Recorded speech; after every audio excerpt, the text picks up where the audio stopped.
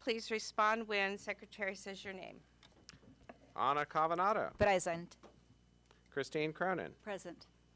Gary George. Here. Chuck Hoffman. Yes.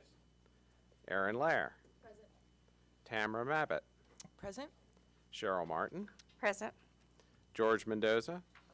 Here. Cedric Reel. Present. Kelly Ryan. Here. Deidre Schreiber. Present. Brad Stevens. Present. Carrie Thompson. Here. Maurizio Valerio. Present. Chair, we have a quorum. Thank you, Secretary. Yesterday was an amazing day. I think the panel that was put together was excellent, and we had a nice variety of people from this area, and they were all very honest, and some of the things were a little hard for us to hear, I think. I think hearing that we don't have as many EOU graduates anymore in this area was hard to hear. But we needed to hear it, and hopefully we can take some action that changes that and turns that boat around for us. Those of us that golfed had an absolutely blast. It was beautiful weather and super, super fun. So I appreciated that, and I hear the people that went on the walk that was really fun too. So I thought yesterday was excellent. The reception was nice, and dinner was excellent. So thank you to Grant County and all that you have to offer. And when you pull up and look out over that viewpoint there, it is absolutely stunning, just stunning. Chair, can I just add, if anybody has a chance today in this building to go to the stairs and walk up to the observation tower, it's a beautiful view, and it'll take you about 5 minutes to do the whole thing. So just right here in this building, it's really beautiful. Oh, great. Okay, well, maybe at break time we can run up the stairs. Okay, thank you, Christine. Excellent. So I'm looking forward to today. I think we have some fun and exciting discussions as well as information, and we'll see how that goes. And then those of us that are going on to Sylvia's Valley, I think we'll have a good time there as well. So, Secretary has announcements for us. We ask everyone to please put your cell phones on Do Not Disturb. Members of the media, if you haven't already done so, please sign the sign-in sheet behind me here near the entrance.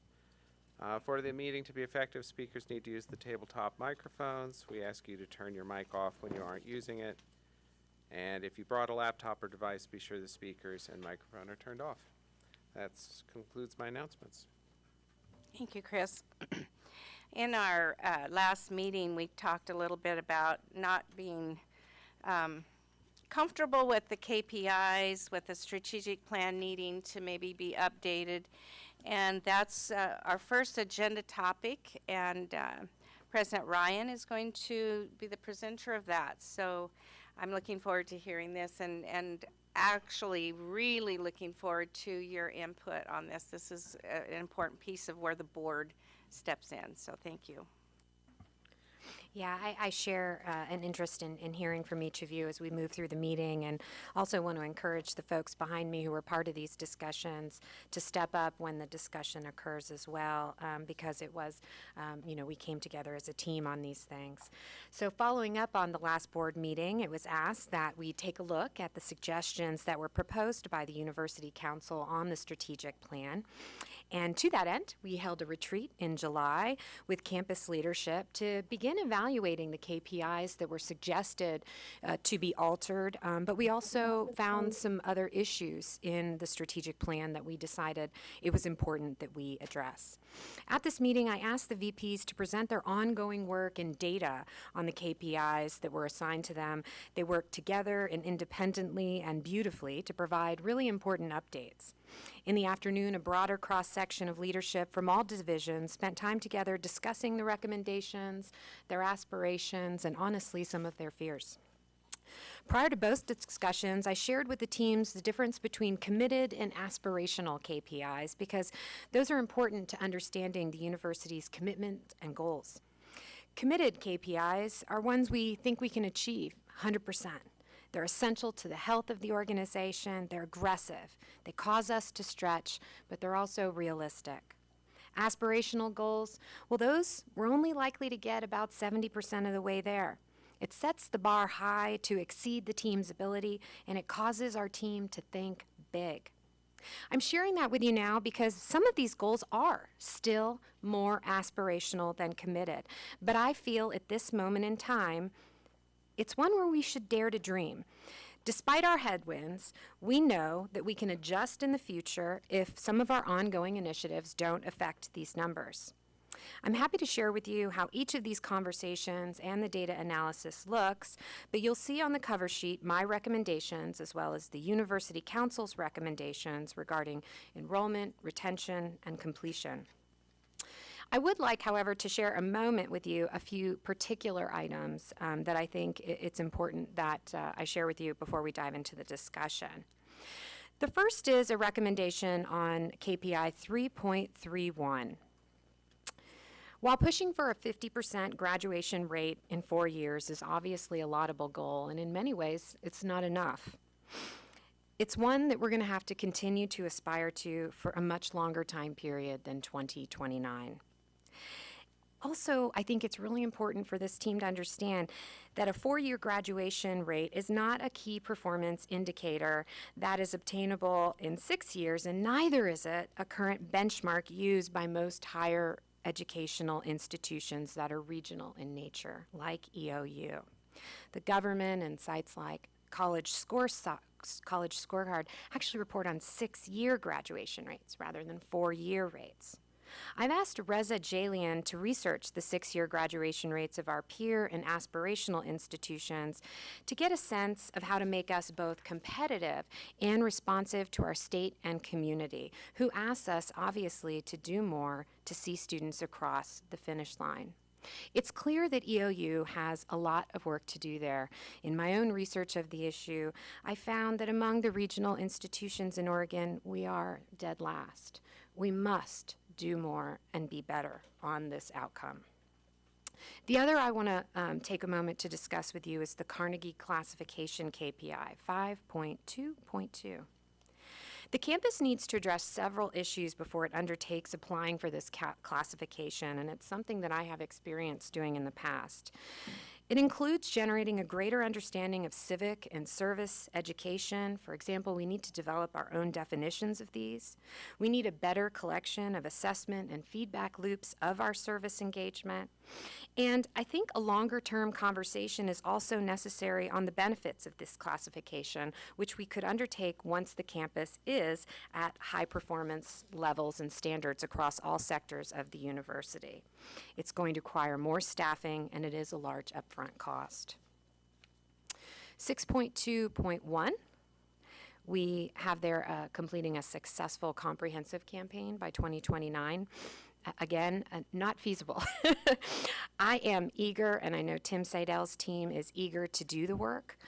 What I'd like to do is work with the foundation to make sure that we can have a successful campaign, so we can start rather than finish a successful campaign by 2029. We're going to need to do a lot of pre-planning. We need to create shared goals that the entire campus has time to have an input in.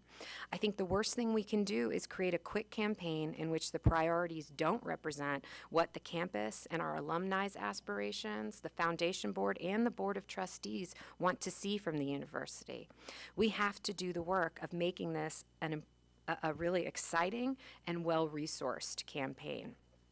So those are my comments on the KPIs. I'm, again, really excited to hear about your comments for discussion. And again, I want to point out all the key individuals behind me who were part of this process. And, you know, if they'd like to share their input as we move forward, I'm happy to hear from them as well.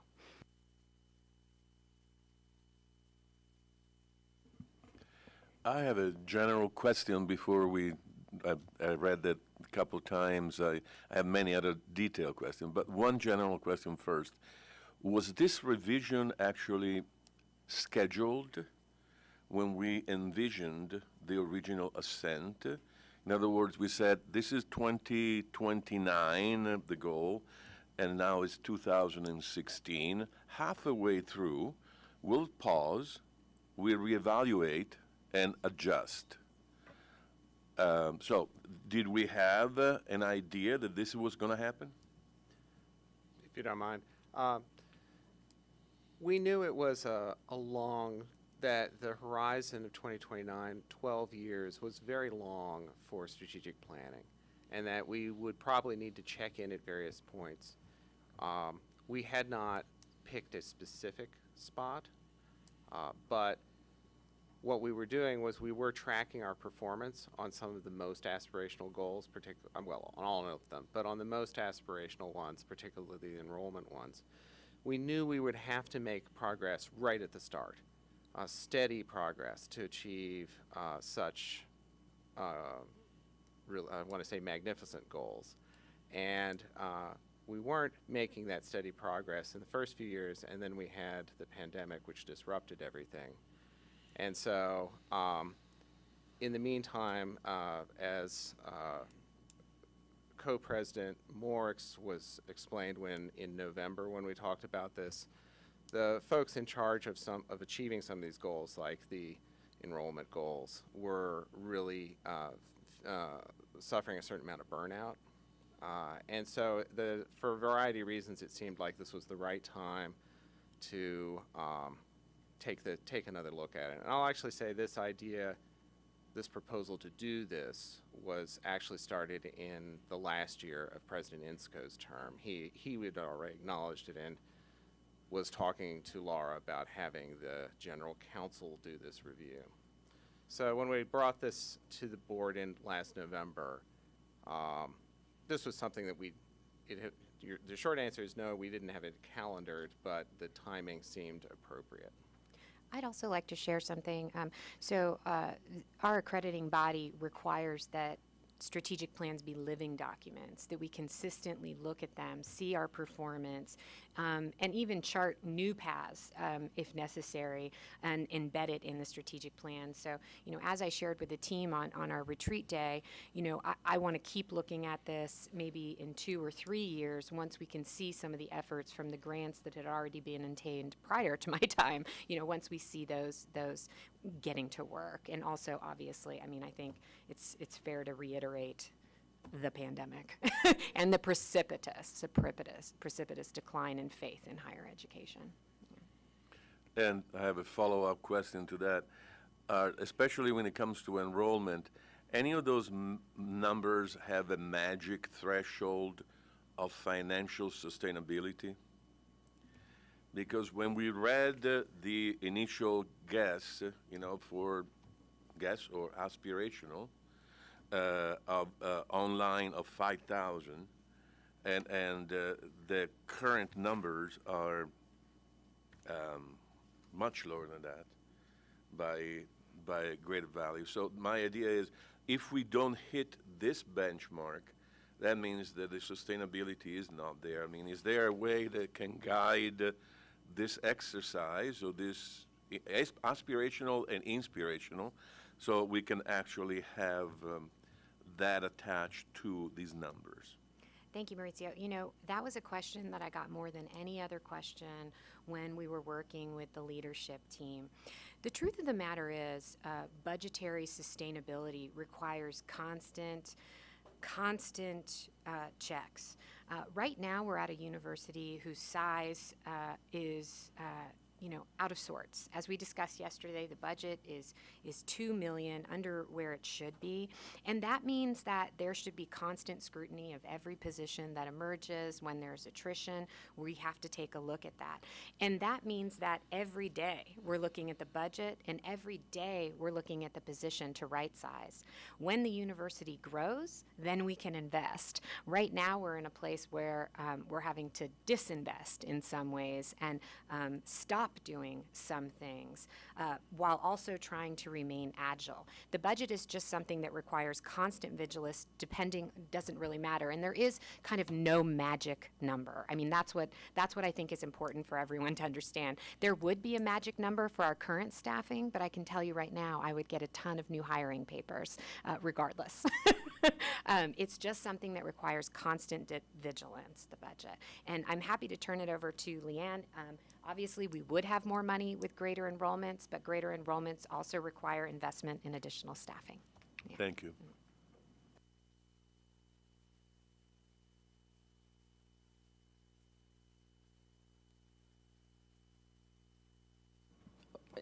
Sure.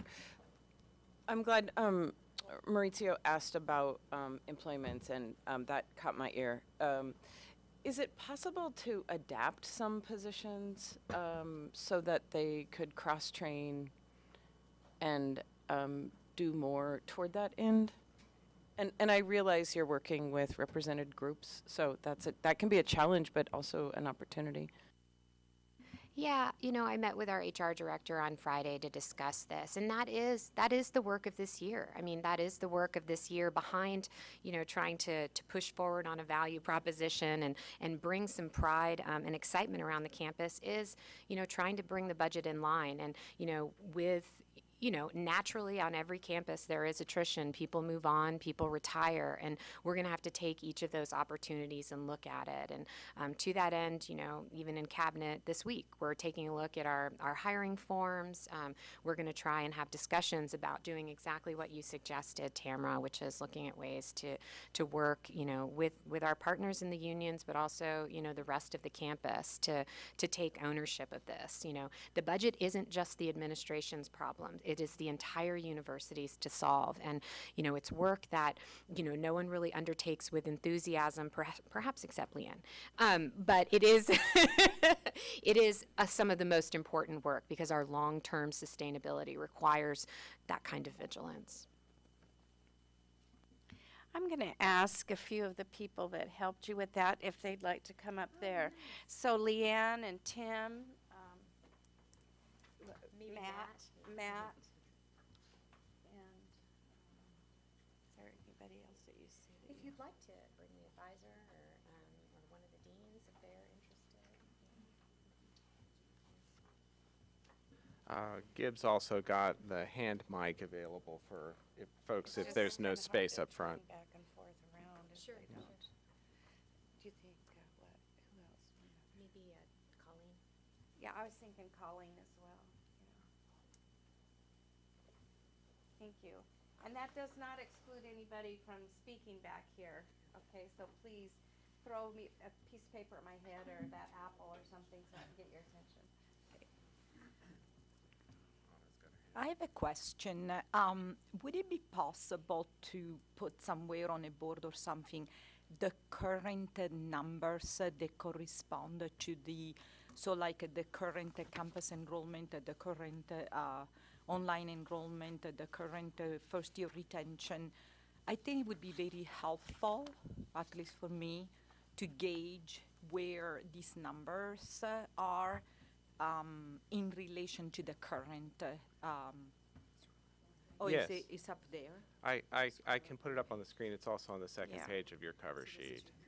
Oh, I'm sorry. Okay, I didn't see that. Do Okay. you have the cover sheet? Okay. Okay. It's you should have it Thank you, Anna, because electronically. probably but- other people weren't aware of that Okay, either. so thank you. that's very Yeah, thanks for helpful to bringing see, that up, so yeah. that we have a reference number.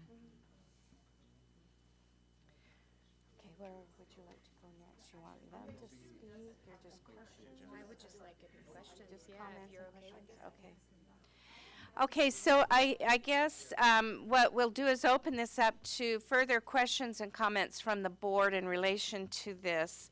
So please feel free to ask, and then we've got panel up here to help answer those questions or your comments as well and how you arrived at these new KPI numbers. If you want, I can talk about the KPI numbers. Yeah. Okay. Thank you. I thought everyone would have read. Sorry.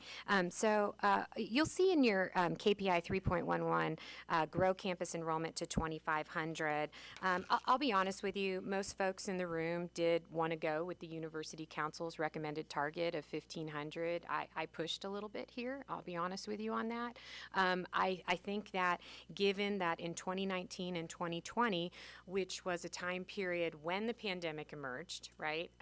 So that was kind of a precipitous moment in our time. We were almost there. That was 107 students away from a 1,500 enrollment target. To me, that's, something that's possible in 7 years, is recovering to there and then getting a little further. So I wanted to make sure that we weren't taking it too easy on ourselves, given, we've just been through a lot, and we really have to be mindful of that. But the world is recovering, right? And we do have a lot of ongoing work on campus to start reaching out to individuals. The second number, which was to grow online enrollment to 5,000, that was a pie in the sky dream. It just completely unrealistic. I'll be honest with you, 3,000 is also a stretch. As you heard yesterday, there are mega online universities, all of whom have budgets 18 times the size of Tim's to attract new students to their online. And, as part of, just the higher education president's network in America, I can also tell you every single campus is investing in online education, which means that competition where it is now, it's only growing, right? It's only growing. That doesn't mean we don't work hard. It doesn't mean that we don't stretch. It doesn't mean that we don't continue to work with Wiley to develop new programs, working through Matt's team. But 3,000 is actually a stretch at this point. The first year retention, I just kind of wasn't really willing to budge on this too much. It is, as I explained earlier, I think there's a desire on my part to make sure that people understand retention is absolutely critical to the larger enrollment profile on our campus. We talk a whole lot about admissions, but we seem to forget the massive number of students who are making different choices after they attend the university. Unless we attend to those students' learning needs, their social needs, their financial needs, they'll continue to exit the university, and our admissions team can only do so much. Right? We can't constantly try and work to gather more and more individuals during a demographic decline without investing in really deeply entrenched retention strategies. Now the 90%, that was a bit of a stretch for your transfer students, so I agreed with the team on kind of baselining that to about 80%. And having a goal of similar numbers there. I've already spoken a little bit about these 4-year completion rates. Many of our students are working full-time. Some of them are working full-time and going to school full-time, and that puts extra pressure on them to succeed. And of course, we want to make sure that our students are growing while we're here, and we're still challenging them. But a 50% 4-year rate is just that's, it's not something we want to publicly say, oh, we're not interested in graduating 50% of our students. It's a stretch for our particular students, and it's not the norm in the way we discuss students in higher education at regional institutions. Is there any of you that would like to dovetail into what she's just saying? George, and then Matt, did you?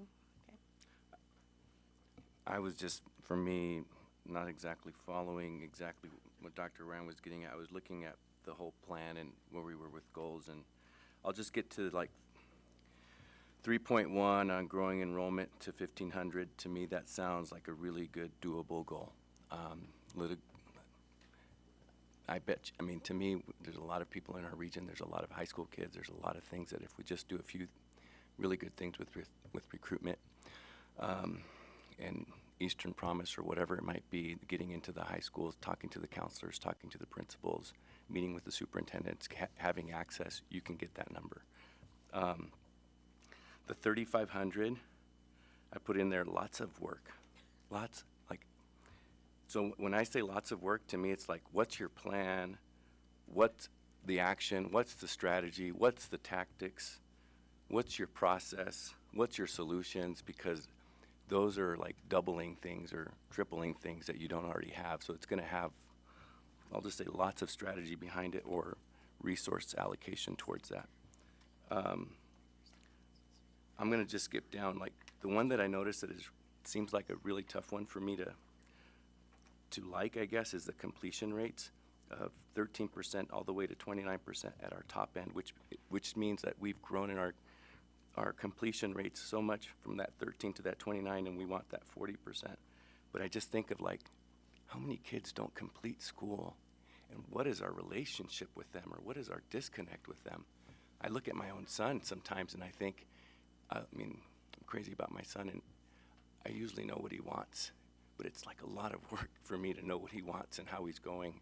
And I just think of how much you guys have to do with kids to meet their needs, to build your relationship, to connect with them, and to help them kind of move forward towards their path, because I feel like they want to do this, and you got to keep trying to push. And then the transfer 2-year, and I just put in again, it's you have it at 24 with the high end of 35 and the goal of being 50 in the future. And again, it's the completion rates to me was probably surprised me the most in terms of the relationship behind that, or the stick-to-itiveness that needs to happen, and how you will create that, or how we will create that. Those are my initial thoughts. Board, just be aware, because I was a little unsure whether we were supposed to be accepting the University Council's or President Ryan's. So on this chart here, we're going with President Ryan's figures. So some of them are a little higher and some of them about the same, but just be aware of that as we go forward. And just a quick little note as well. Our discussion on student success dovetails really well in with this. So as you're thinking through this, put those at the front of your mind for the next activity as well, because these two topics go really well together. So, Trustee Cronin. Yes, I just want to thank you, George. You always make me think further.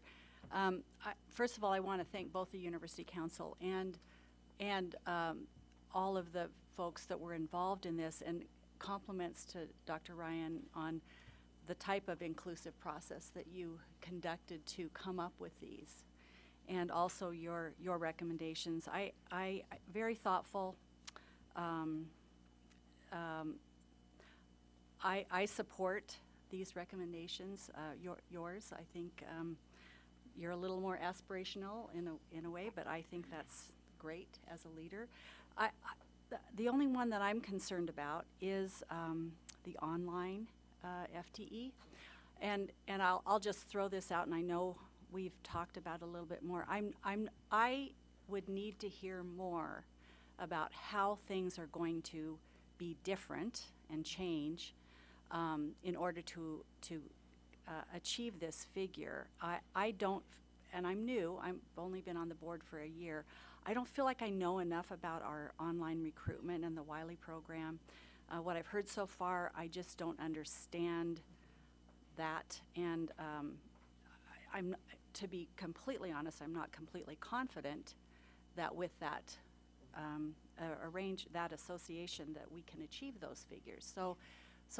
But that's probably a discussion for another time. But that's the only one that I'm really concerned about. I feel very comfortable with the rest of these as targets. Thanks, Christine. If I may respond to that a little bit. You know, Christine, my pause on those 4-year and 2-year and then the online, and I'm going to call on Matt here in a moment, Matt. This is definitely a stretch goal. This is a lot of the goals I feel like are in between committed and aspirational. This is a stretch goal. I mean, there's no doubt about it.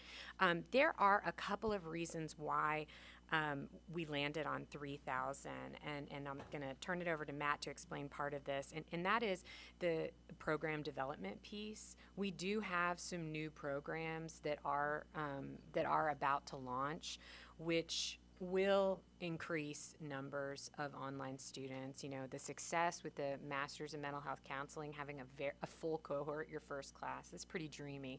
And we've still got 2 more classes coming through. There's no doubt that this group and I and this leadership team are going to have conversations about the online piece, about the Wiley contract, and about where this university is going to go.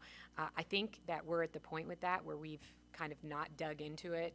I'm too new to give you a good recommendation. I will tell you this.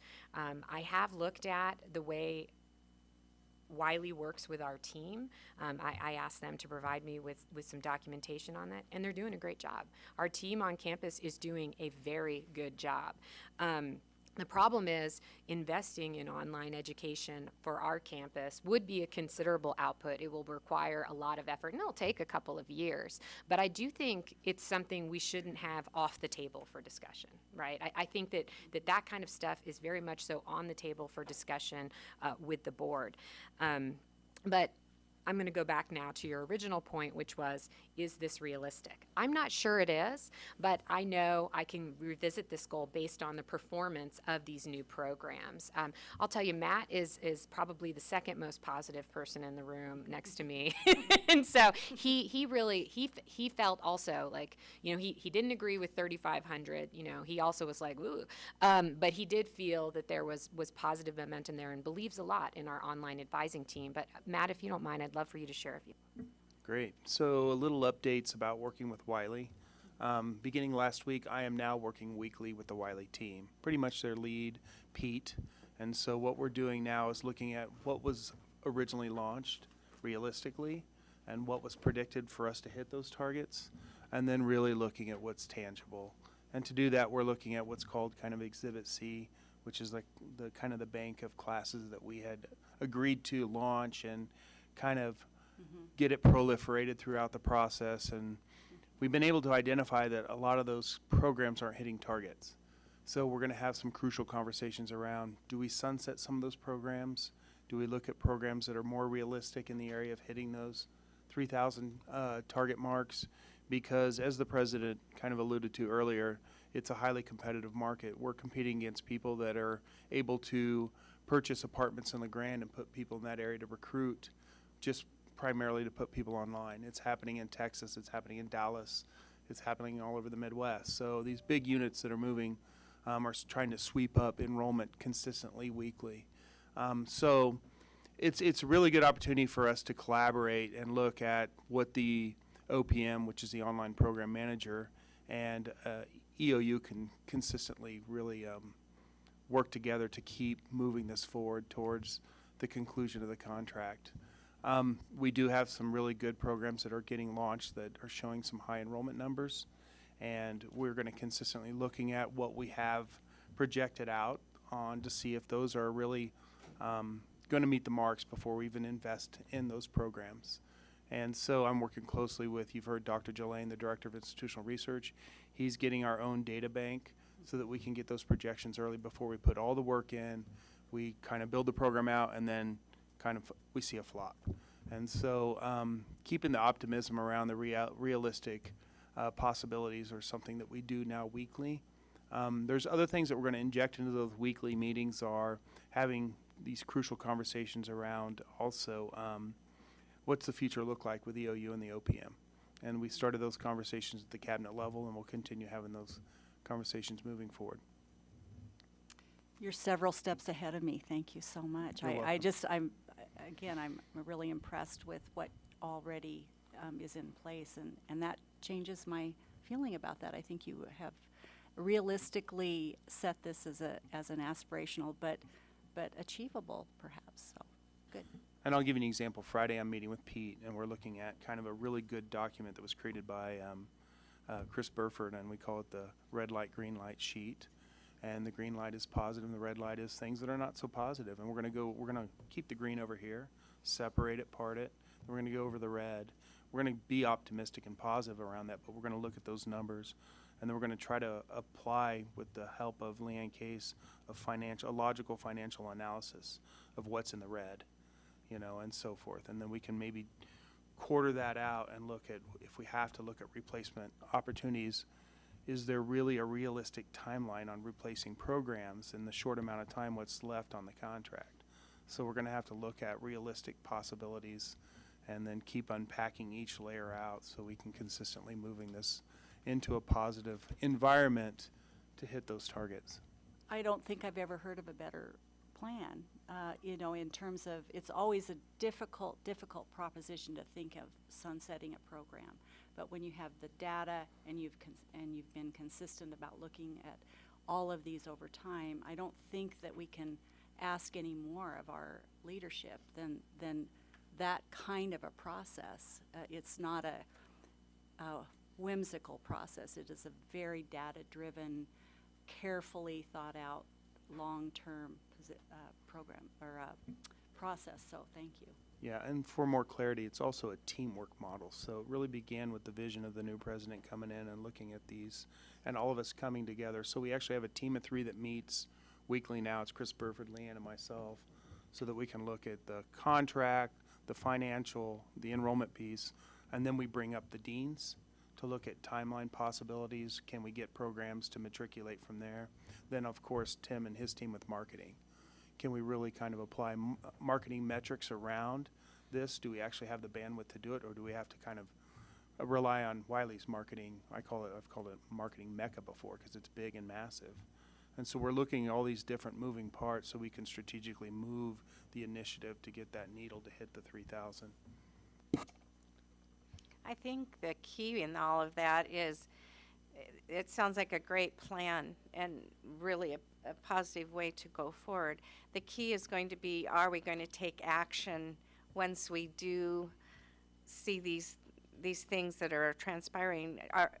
Is there ability to really take action on them, or are we still just kind of looking at them and not moving forward on an action plan? So I think that's very good. Thank you. Trustee Mendoza. I was just going to share, I'm not going to be as positive because I wind up feeling like it was, we had an enrollment of 1,086, 919, 829 prior to Wiley. And now Wiley has a lot of stake into the existing 876 that goes more to them than likely to us, or at least 50-50. So I'm in this spot of like, this was probably not working out the way we wanted it to work out. So I'm in that place of, you're going to have to convince me that we should, because most of me wants to get out of this and figure out how life would be without them. That's what this data is telling me. So to me, all the process that you're following, there should be a lot of whys and whys and whys. Like, why is it working this way? Getting to the core issue, and what are we going to do about that? Why is it working that way? Getting to the core issue, and why would we stick with them?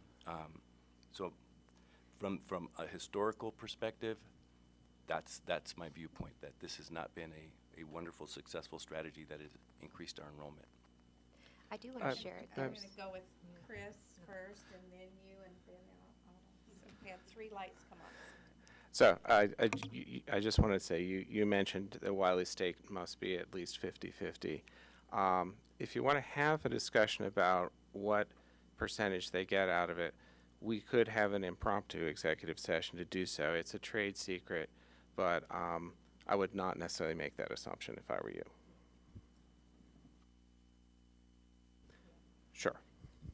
That was actually going to be my suggestion as well, is that there's a lot more to the story than does appear. I'll be honest with you, I can be cutthroat at times when I don't see the benefit of the university being served, and there is value in the contract right now. That being said, I think the point you bring up, George, is an important one, and I believe that it is something that we should actually inform some of the members about. And as I mentioned earlier, I think a longer-term discussion for the university. I think, the thing we want to keep in mind about Wiley is there's pros and cons with every move, right? There's pros and cons with every move. The amount of money that we invest in them, they're also investing in the market, right? So we have to understand that the dollars we expend in them are being invested in the market with their expertise. So there is really great work being done by Wiley. We're also in a highly competitive market. Leveraging their expertise is useful, but there are cons as well. There are, and I think, I really do believe further discussion is warranted at the university as well as with y'all. Anna? Yeah, I just wanted, excuse me, I wanted to ask about when does the contract end? What are the terms, the timeline? 2026 is when the contract comes to an end. And right now, we are bound until 2026 no matter what. That's why you're hearing me talk about weekly work with them, looking at continuous improvement, possibilities. Yeah, yeah. The contract, it's a lengthy contract. We reviewed it when we first went into it with the board, which obviously was a long time ago. There are a number of ways to terminate it for either party. Building an online campus, our campus only, working on generating students, though, is going to take more than, we can't just jump out. That's not an option for this campus to ever meet any enrollment goals. We can't just drop because we're unhappy. It will take time and a lot of effort to build up the expertise on our campus to attract that market, because it's not currently here. It's in Wiley's house. So, Erin. So I would definitely humor a conversation later because I know nothing about the Wiley contract being new. The one thing that, and George kind of spoke to this, but then thank you for the conversation around this, because when I saw that number, I immediately said, well, online for the sake of online and pushing that number is going to have an inverse relationship to our completer rates. And it would be challenging to approach both of those targets without that natural, mutually exclusive component. So some of your answer helped clarify that, and I guess that was just my comment, is that if we're looking to grow the online FTE, my question is why, and to what end outside of just a target number? So what benefit does it serve to the, and probably to the point about the financial feasibility there and helping, but a lot of those Amazons of online learning also have very low completer rates, and their funding model doesn't hinge quite as heavily on such completion because it's just tuition for the sake of tuition. So I think that would be my question, is how those two work in tangent and not inverse of each other. So, yeah, you're right. The likelihood of completing an online degree is lower in terms of completion as well as retention. But I think, as you heard from that panel yesterday, people simply aren't going to make the choice to travel 3 hours to take a class at Eastern Oregon University, even if they really, really wanted to. As you heard from that young woman up there, she had a child and she had a full-time job. It was not possible. So one of the things that universities across the nation have to do is we have to balance out our desire and ability to provide access, right, and our desire to get to completion. One of the great things that EOU has in its backpack is its long-standing history with online education. So they're aware of many of the best practices. I think it would be just really kind of an utter shame if we foreclose that. There are too many transportation issues in rural communities for us to say, go to Grand Canyon, because we know that relationships matter.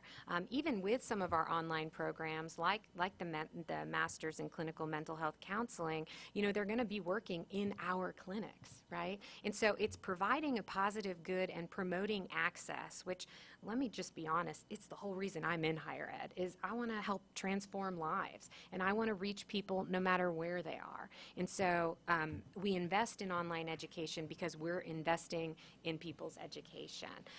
Do we wish everybody could come to campus, live on houses, join a club, not have to work full time? Yes, we do. But that's not the world we live in, and so what we're trying to do is meet people exactly where they are. May I step back from this conversation for 1 second and link back to something that we started a couple of board meetings ago?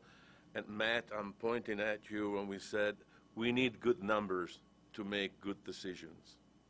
And we have numbers here, and we're in the process of making decisions or coming up with new numbers. So the question back to you is, I know we started that process.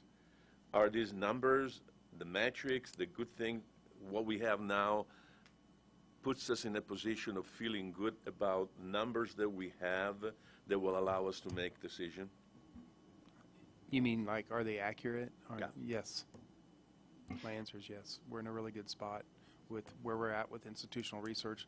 I'll talk about our enrollment reporting later today. Okay. And that methodology around it, and I feel very confident and comfortable with the data we're working from internally and also pulling externally to help build us forward to hit targets. Measuring later- metrics, yeah. I mean, because I know you have a lot of things, so thank you. Absolutely. I also want to point out, too, that the university is responsible for reporting enrollment numbers, retention rates, completion rates, 6-year completion rates, to the government every year, and those numbers have always been accurate. So I want you to have total and utter faith in these numbers. We would be totally errant in our responsibility if we were reporting bad enrollment, bad retention, bad completion numbers. Those have always been accurate. I just want to say something about the completion rates, and I think something being overlooked a little bit. Just because they don't complete in 4 years doesn't mean that they don't complete. I mean, that's, you know, we have lots of part-time students, a lot of our military students, they do 2 classes at a time. They might take 6 years, so it doesn't mean that they don't complete and aren't continuing their education. So. Just piggybacking on that, Carrie, I love that you said it that way. Even having a little bit better data that skews towards that or shares that perspective, because for me, I'm looking at that completion rate and I'm seeing 13%, then 19%, and so on. And with the aspirational goal of 50%, and I usually think, you know, in high schools, if our completion rate, you know, we're in trouble. People are hard on us if we're not above 90% of a completion rate. So that it just, whenever I see really low completion rate, I immediately go to what happened, what was the disconnect, and if it was that they weren't really trying to get the degree or they're doing 2 things at once, et cetera. And I would probably need that understanding or that. Can all I to jump? say. Can I jump in a little? This is so. That data had been collected, and I'm not sure how, but I do remember there was quite a bit of discussion about completion rates for online students. And EOU historically always had a much, much higher rate of completion than other institutions who were providing online programs.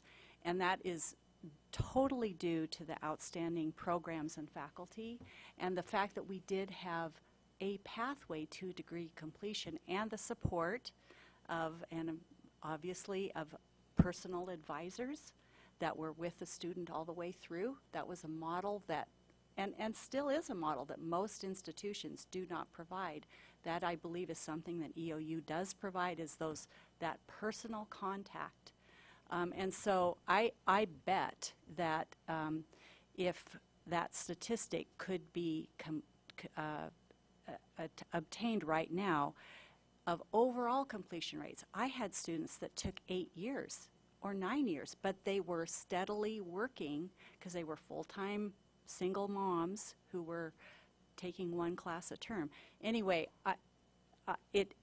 the requirements don't fit the absolute benefits of EOU's programs, and it would be, I know we have to report 4-year and 6-year, but I think we need to really think about the longer term benefits of what we're doing for our students. Trustee George. Yes. Thank you, Madam Chair. This is my first meeting, too, and of course, I'm a little confused by the structure of this discussion. You know, I was asked to participate in one of 3 committees: governance, strategic plan, and business or fiscal. And I just don't know what the involvement of the planning committee or strategic planning committee has been involved in this whole process. So that's the first question I have. And I hear a lot of different information being passed around, and being a planner and being in business, sometimes numbers just tell you the story. It doesn't tell you the cause. And sometimes you kind of see a lot of people getting tied up in the numbers, and sometimes it's the cause that produced the numbers there. So I just kind of wanted to throw those things out as we go through these deliberations. Thank you very much. I think when we talk about these long spans for completion rate, we have to look at it fiscally as well. Our funding comes from completion, and it's like if you buy a car and you've got this long plan to pay it off, it increases the amount that because you're paying more on interest. So kind of in the inverse of that, we need to get students through because we don't get funding from the state until we get a completion rate. So it makes me a little nervous when I kind of settle on the thought of, oh, well, if it's taking 10 years to completion, we don't get the funding until that actual graduation rate. So that does make me just a little bit nervous on that. I had a good conversation with Maurizio after I stepped into the chairmanship role here, and he was talking about structure of are we stale, do we have this antiquated structure, and I appreciated his comments on that. And I was trying to look up to see what our enrollment was in like 1985. And because the comments from the panel yesterday made me kind of stop and think, okay, we are maybe trying to look at or do things in an older fashion. In 1985, we didn't have as many people that wanted to get a degree after they're married, after they have children, after they're in a career. But I don't know, does anybody, I don't know if anybody's old enough, but do we know what the rates, what our enrollment rate was in about 1985? I'm just trying to see, it seemed like it was higher, and yet we didn't have this demographic of students that we're trying to pull in online. And so I'm trying to think what has changed in the whole mindset of higher education, that we don't have those students that are coming right out of high school, going right into college, and we get that big number of students. We have this whole different mindset of pulling in students who are married and have families. Why are we not able to pull in those students right out of high school that are not committed to other factors in their life?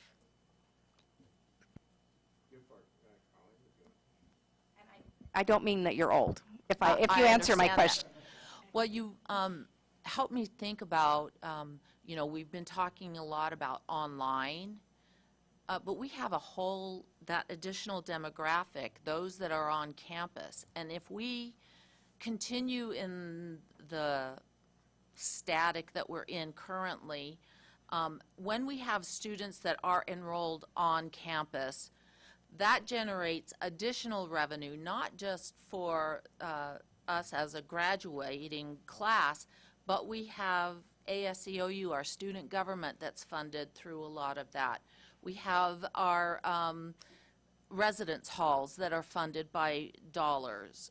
We have the student health center and the counseling center and the student athletic trainers. All of that is funded through course fees, not course fees, but mandatory fees.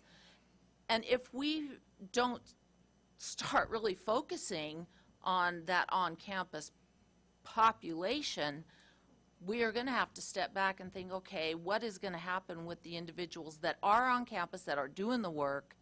So for me, I work with both online and on campus, but primarily right now we really need to focus on when we get those students to campus that are boots on the ground in our residence halls and in the hallways. How are we keeping them, and what are the projects and the programs and that we can utilize? So I don't want us to stay 100% focused on online, because that's a whole different demographic than what we really need to focus on as well, not really, but equally, if not more, on how are we going to maintain that vibrancy on campus, and we can't do it without students on campus. I agree with you 100% on that. And when you think about dollars overturned, and the impact of those dollars of our on-campus students, and how many personnel and people are funded through that, with those students being on campus. So I totally agree with you on that. And one of the things I want to point out is that online students and on-campus students, well, they're both our students. they're all mountaineers, and they all deserve our investment, respect, and attention in their educational growth. And truly, I want to kind of go back to your original question, Cheryl. So much has changed, in particular after the 1990s. In the 1990s, higher educational institutions, as well as during the recession of 2010, 2009, we were ballooning institutions. We grew. And that was about demographics and about the middle class and about the typical growth in that middle class sector that had always been going to college. But demographics have changed dramatically since then, as has our political and economic climate. And so we are doing hard scrabble efforts. But one of the things, kind of going back to what I said earlier, that I'm very proud of with higher education is chasing those people who maybe didn't get a chance because they had a young child when they were 18 or 19 and they didn't get the opportunity to go to school. I want to keep hounding them.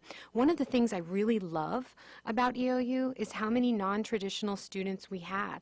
To me, that's the heart and soul, right? Is that we're not saying you have to be 18 and come to campus and join a club. We're saying it doesn't matter who you are. We're here to serve you where you are in the best way that we can. And so I'm definitely a both and person. I think the cabinet's heard me talk more than they would like about a vital on-campus experience. I'm slightly obsessed.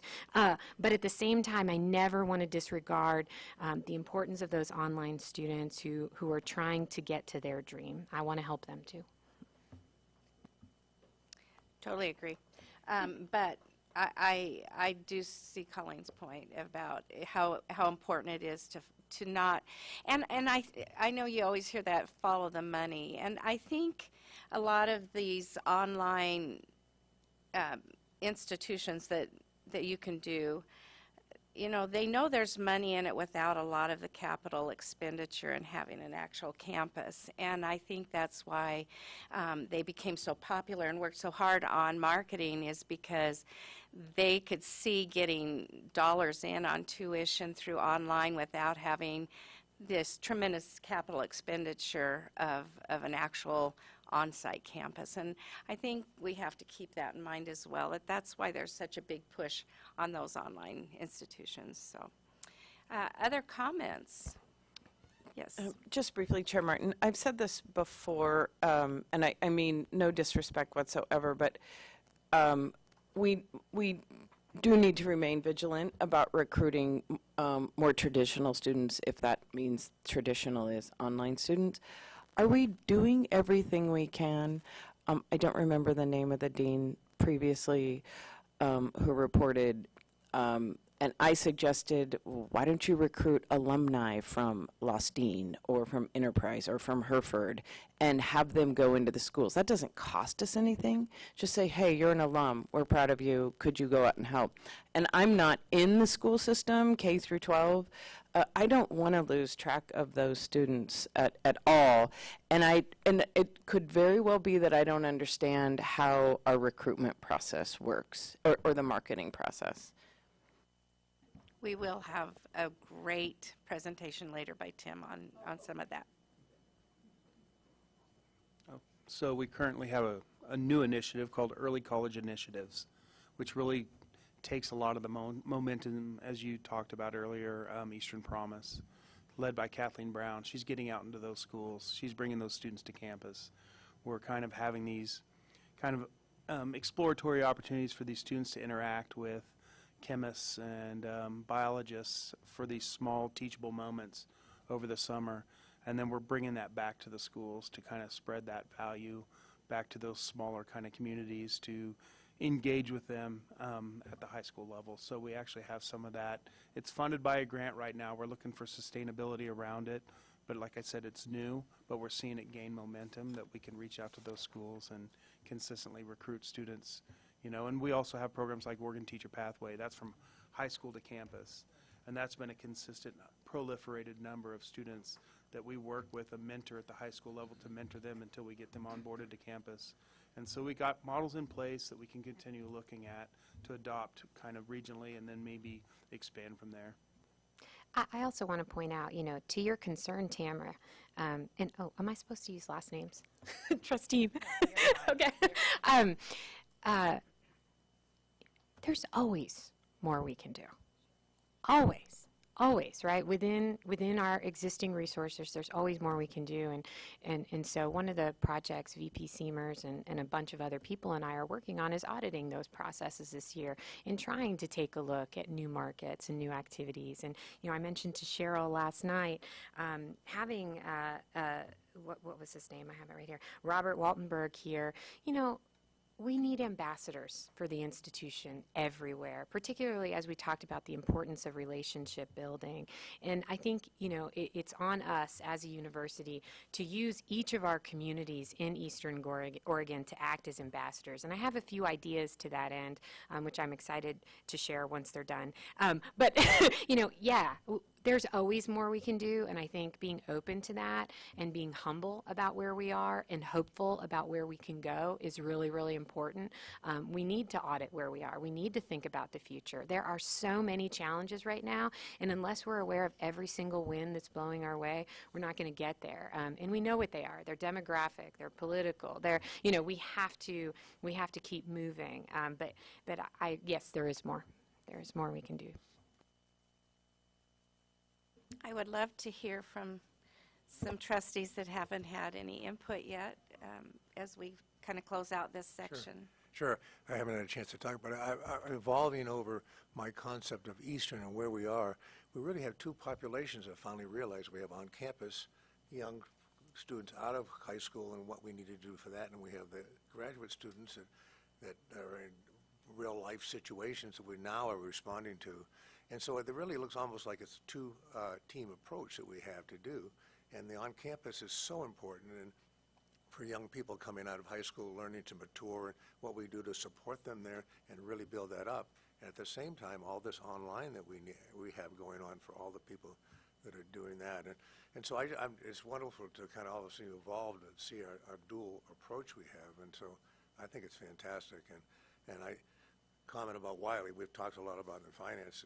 We really do unfortunately need that. We don't have the personnel to do what Wiley's doing, and there is certain contract things, but I do think we actually got a pretty good contract arrangement when we first did it, and we haven't talked about details of that, but sometime we really should get into details for the board on an executive session to really realize that. But so I think we're doing great. We just got to keep doing it. Thanks.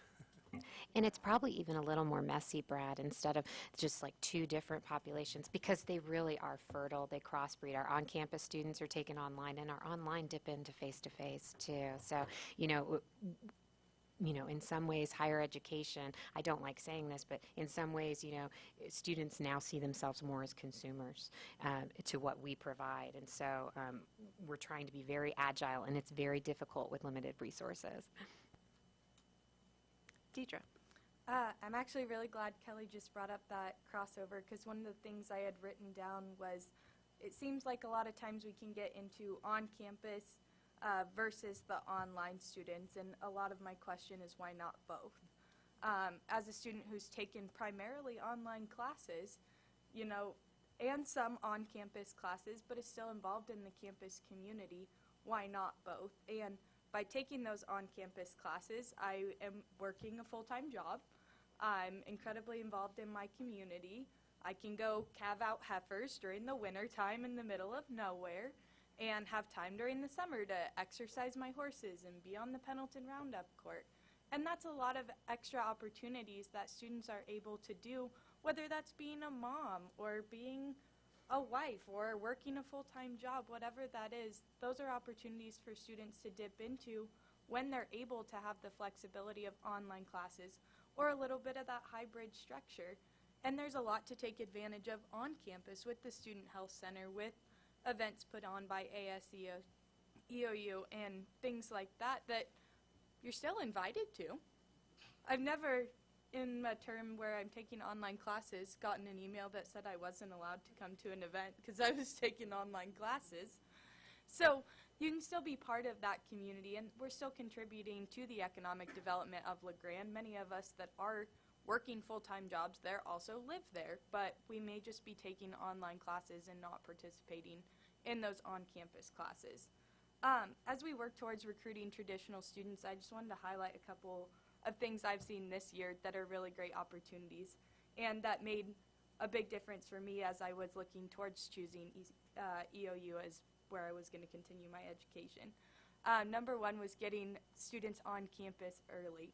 I probably visited EOU 5, 6, 7 times before I chose it as where I was going to go to college. And many of you know EOU was not my first choice, but we were in the middle of a pandemic, and flying to Alabama suddenly didn't seem that great anymore. So having the opportunity to have a place and build a place where I felt safe and I felt comfortable and I knew where I was through programs like the math competition. I was a mathlete. District sports, volleyball and basketball at our 2A level were hosted at EOU. We ate in the Hope cafeteria. They still host the Eastern Oregon FFA District Convention there, where students are getting on campus and are in 3 different buildings, and we don't really have that many buildings, so they're navigating half the buildings at that point. And having the opportunity to interact with some of our deans or some of our teachers that are present at those events is really cool to be able to help them to see their future there and build a place where they're comfortable. So, Thank you so much. She's not your typical student, much more involved and much more ambitious than a lot of them. Thank you so much. Other, Chuck, you have a comment? Well, yeah, I've taken a page of notes during this. You all are very fortunate because this is my first or second meeting, and you know, initially I'm going to be doing a lot of thinking and learning, so you won't have to listen to me too much. But I did star 3 things that stick out in this page of notes, and one is that other online programs cannot compete with EOU in the sense of our ability to get into our communities.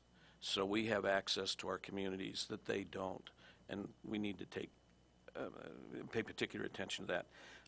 Colleen's commitment about recruitment versus retention. I mean, every board that I've been on tends to start swaying towards that recruitment piece and at the expense of the retention piece. So I think as we talk about how we recruit students, it's important to put an equal amount of effort into the retention.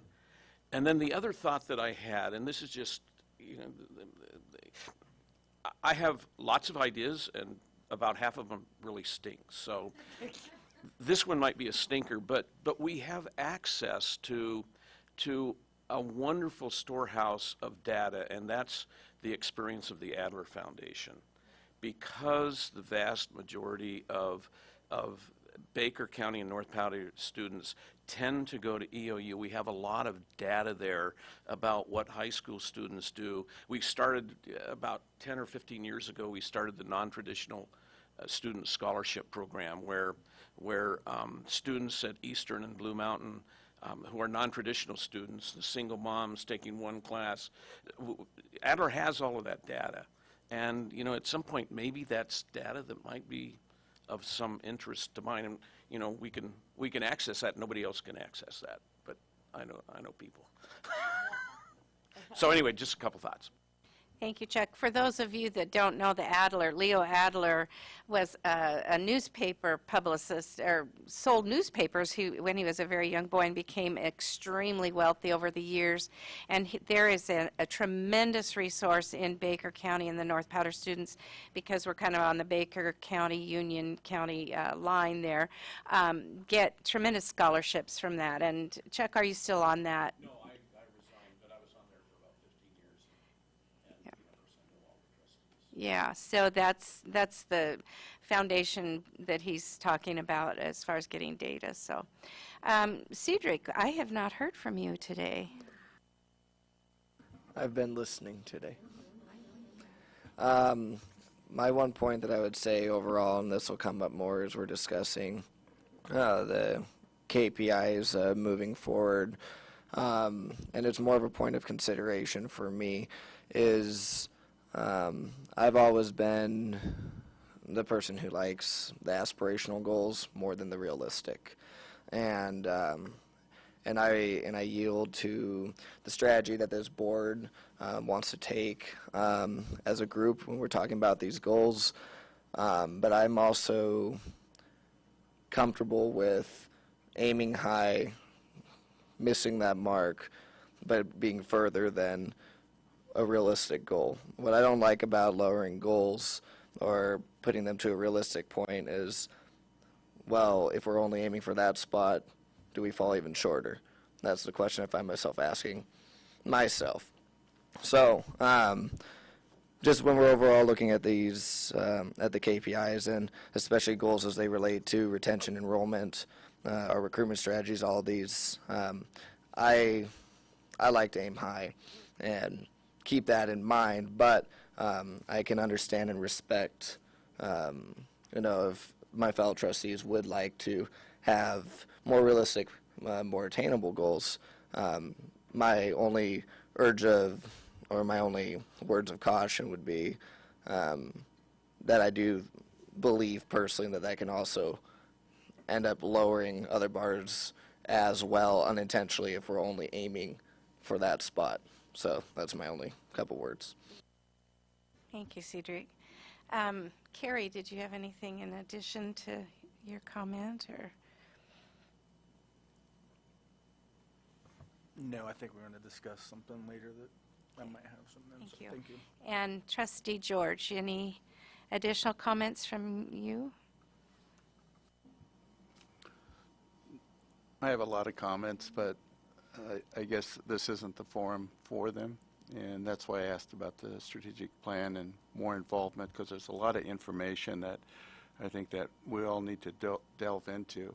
If you were to ask me to take a vote today, I couldn't support anything that I've heard because I just don't know enough. And so for me as a new board member, I need to know more information before I even support any of the ideas or concepts. Thank you. I totally understand and respect that. Anything else? Anything from our folks up here at this point? Okay. I just Anna. wanted to make I've been listening, reflecting. I can't really talk about online recruitment because I'm not involved in any online teaching. What I heard yesterday, that's just, of course, the perspective of the local people, including the superintendent from Prairie City, is how important is to have a presence. We don't have a presence here, not a clear presence. That's the message that I received, that we are not their university. When the students think about a university, they don't think about UU, sadly. I think it's also very powerful to bring students to campus. We have got to, so I know that the Early College Initiative is working on bringing faculty to schools, and that's really important. But I think that we also needed we used to have more groups coming to UOU. I think the pandemic in part has really kind of limited those efforts. But I think that bringing the students, and sometimes it's early, like you said you've come to UOU 5 times. So for them to see the facilities and what we have to offer, there is no substitute to that, to actually physically walk the halls, talk to the faculty, be in the labs, being in the theaters, being in the studios and all of that. So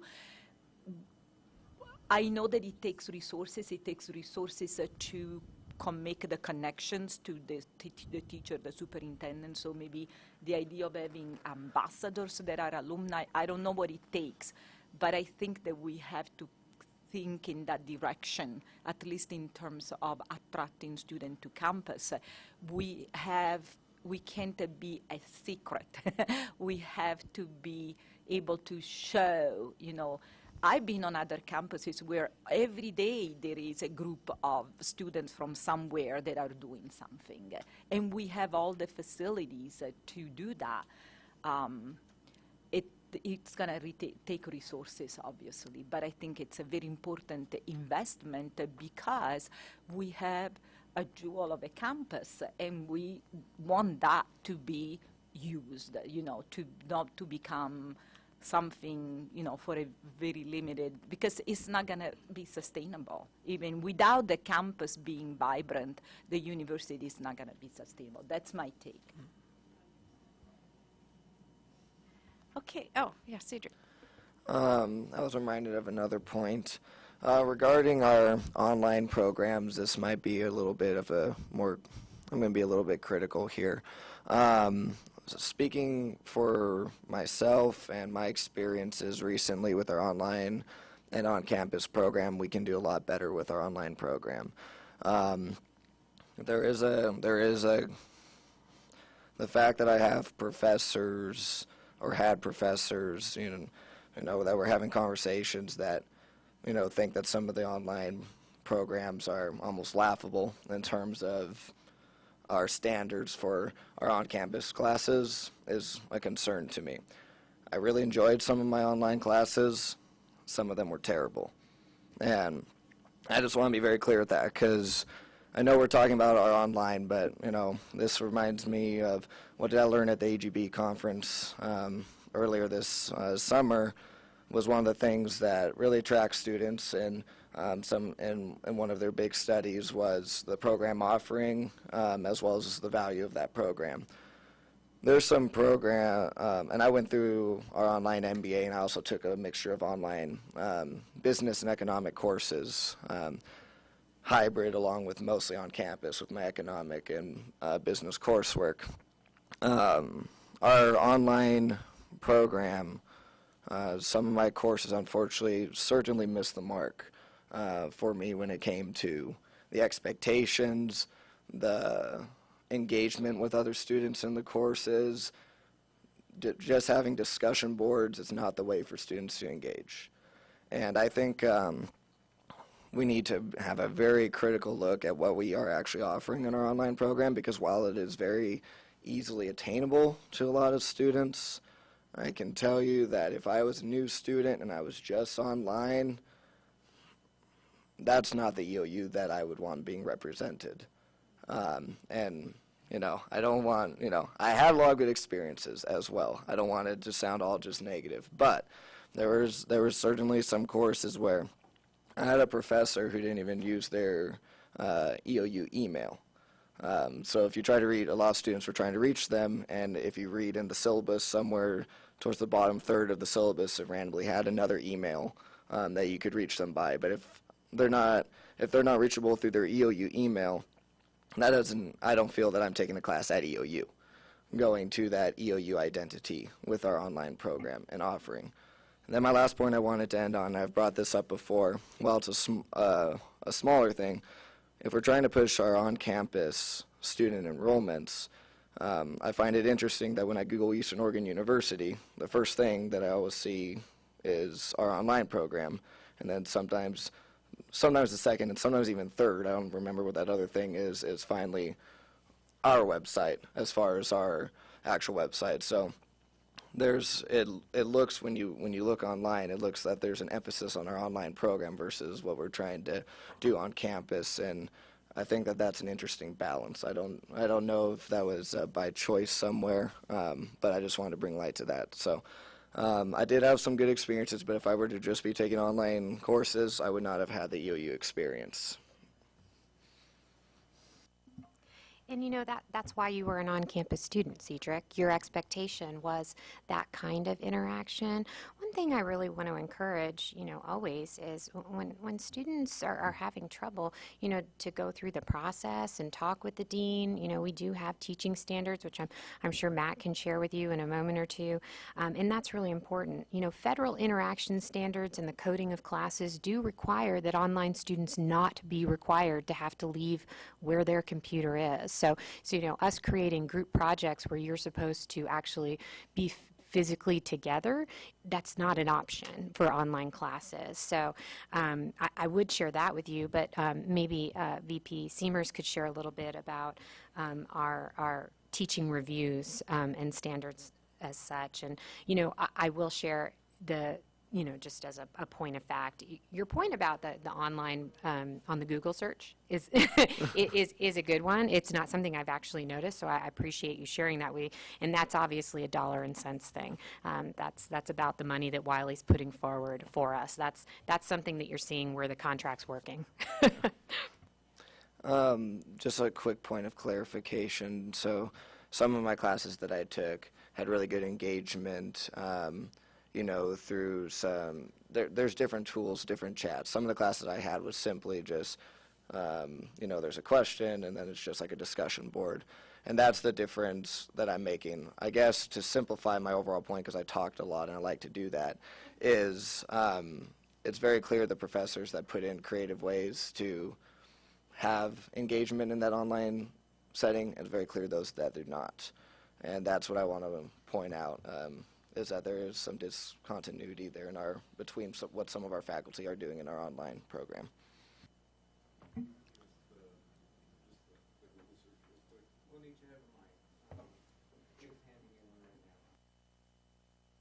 So just to address the Google search, that is my area of expertise. I've certifications from MIT.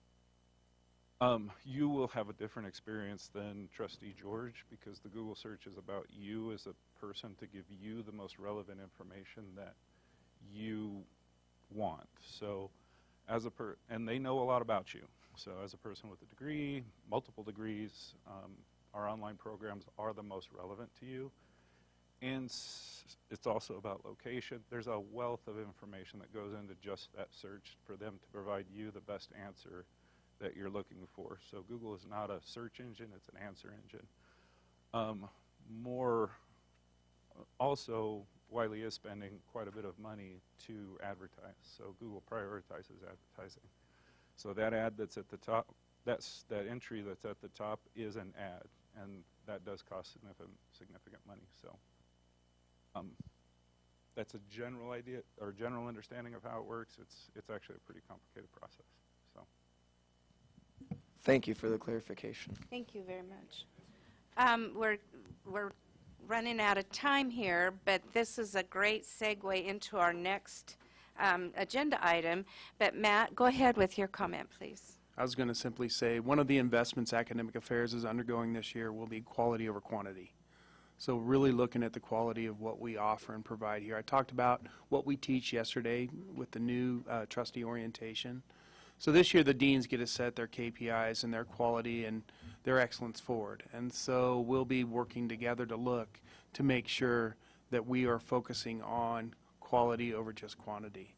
And we can do that. We can do that at the dean level. We can do that at the provost level. I can work with the deans to oversee that we're making sure that we're not just heading students into this abyssal of online learning, and it's, you're exploring your own modules in Canvas during our and your LMS or whatever it is, that it actually has, a fruitful experience for you that can connect to workforce later in life. And so we do that also through what's called our longitudinal annual program review.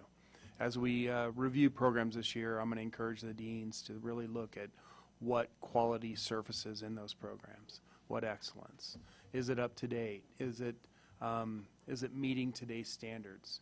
Is it the EOU quality that we've risen from since 1929? And another investment that we'll be looking at is how we can get faculty involved in Moonshot and faculty involved in campus engagement and community working with all different area and aspects of K-12 education to get students involved with faculty, bringing them to campus, make it a fruitful environment, boots on ground so we can explore opportunities to bring people not only on campus but addressing some of these gaps and barriers we're seeing with our online that we've experienced. And you brought that to my attention, I don't know if you remember, over a year and a half ago. So it's been on my radar for quite some time. I just would also like to add, Cedric and Deidre, you know this as well. We have course evaluations at the end of every course. You get to evaluate. That information goes to our deans, and I have seen them use it over and over again. That plays into faculty evaluations, their ability to move forward, what kind of pedagogy development we provide them with. So there is that feedback loop that I hope you used and shared information and said, this would have been better. I would like this to have been a little bit better here or there. But that's really critical information. That feedback from our students is very important. Great. Great discussion. Thank you, board, and panel. I heard some things that were great, and I heard some things that were kind of disturbing to me, actually. I am not, and I need to know more, but I'm not happy to hear that because Wiley gives us dollars that they're front and center on our webpage, and maybe I didn't completely get all the fact there, but that's disturbing to me. When I think about Eastern Oregon, I think about our students, I think about our communities, and I think about Wiley. I need to get more information on that because that piece of it really didn't sound good to me. So Yeah, that's not correct, We'll actually. discuss that further. And for the new board members, I know that a lot of this is unfamiliar information, and we will spend the time at our November meeting in executive session discussing some Wiley aspects and hopefully bring everybody up to speed and make decisions further down the road. So our next agenda item is something that I wanted, and I wanted the board to have an opportunity to discuss your own personal perspectives on student success. And Chris and I had a lot of conversation about that. I had to do some persuading because we have people on campus that every day of their career is spent on attaining student success and working hard to make sure our students are successful, and I totally respect that.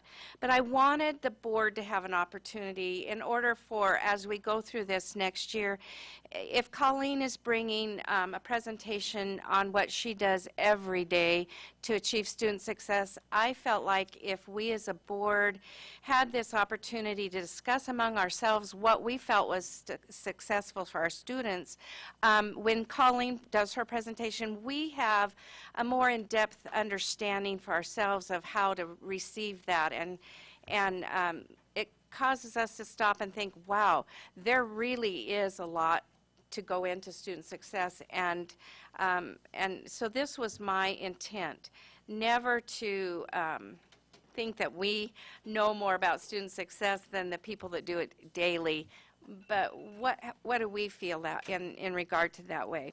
So it was kind of fun. So one of my grandsons is starting football practice at EOU today. And so, of course, I woke up thinking about Cole and his experience at EOU as he's going to be a student. And so I sent him a little text, you know, I'm thinking about you, honey, and have a good day and that kind of thing. So, I'm an emotional grandma. So he just sent back a little text. Thank you, Grandma, I will. I'll have fun. So to me, that's a great segue into today in this piece of it on what's going to make Cole successful, what's going to make George's son successful, and all of you that have students involved. One more quick little anecdote, and I don't think VAR will object to me saying this because he shared it with me, so but he was telling me his son is going to be a junior. Is that correct? I think that's what he told me. And he has Asperger's, and so has had a lot of struggles. And he came to EOU last year, and he said it was unbelievable, the transformation in his son, and how his son now is accepting the world and excited to go on to this thing at Colorado all by himself. He didn't want his mom to go, and she said, well, I can go. No, Mom, I want to do this myself. And so he attributes that to EOU and what you as our faculty and you as our deans and our VPs gave to that young man. And I thought, wow, that's student success. So thank you to all of you that are involved with that. Let's get the board to have a chance to discuss it. So what I did is I divided you into 4 groups, and I'm going to give you about 15, 20 minutes. Just sometimes it's harder to discuss in a big group setting as opposed to small group settings. So I thought, first of all, I would let you work together in a small group setting to really discuss, and then we'll get together back as a large group. Those of you in the room that are not board members, I highly encourage you to sit in on the discussions. I'd like our board members to do all the discussing, but you're certainly invited to sit in a different group and just hear what's being discussed. So that's where we are right now. So I would like Anna and Chuck and Tamara to be in a group. I would like Kelly, Carrie, and Gary to be in a group. Aaron, Christine, Maurizio, and Brad, that one has 4 in your group, and George, Deidre, and Cedric to be in a group. So I'm going to give you about 20 minutes to answer these questions, and if you have your cover sheet with you, the questions are there. Let me dig through all of my mess and find it.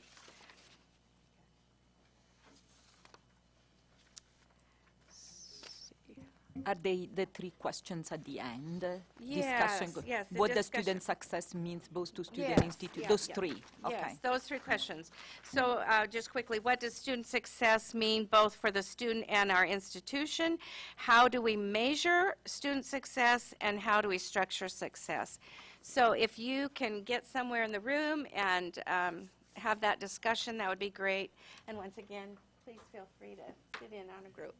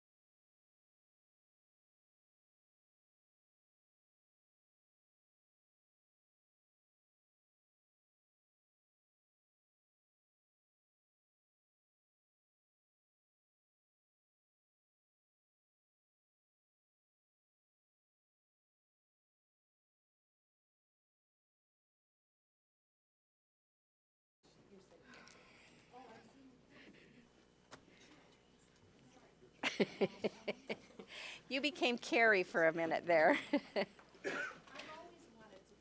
I can see where that would be true. Yeah.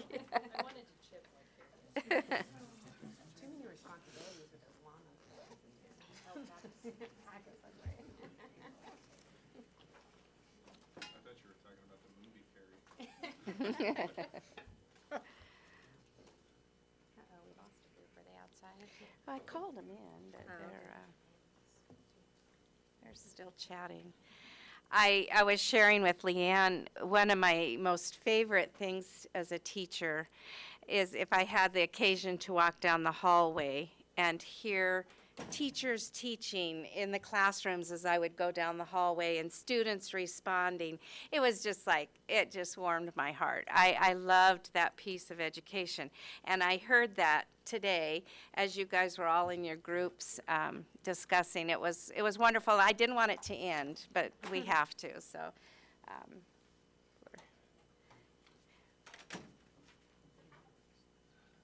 So we'll do just a quick recap. I wish we had another hour.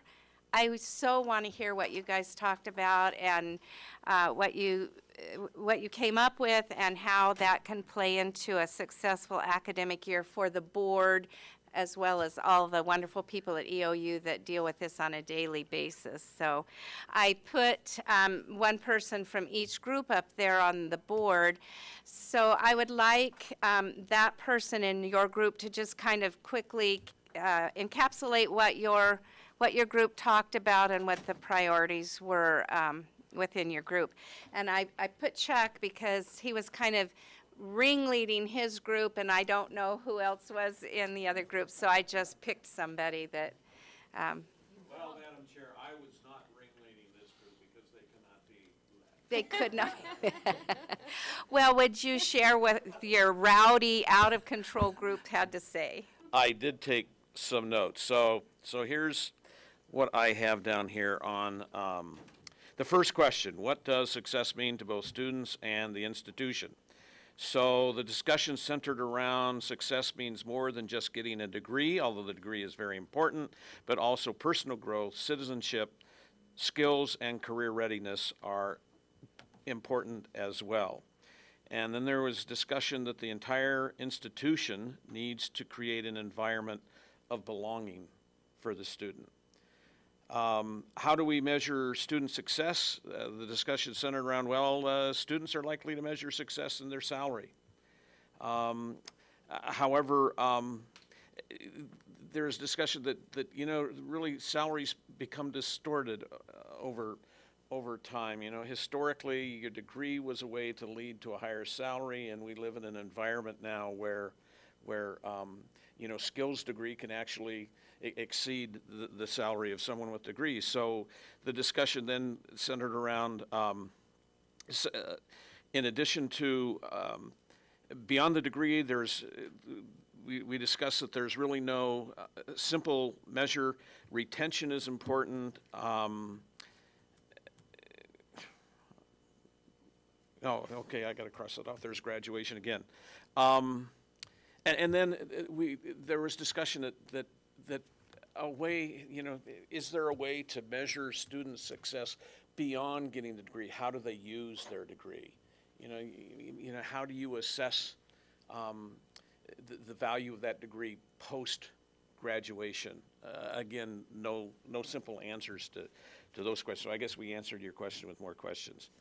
How do we structure student success? A lot of discussion about developing a trust relationship with a student and their family. There was a discussion that,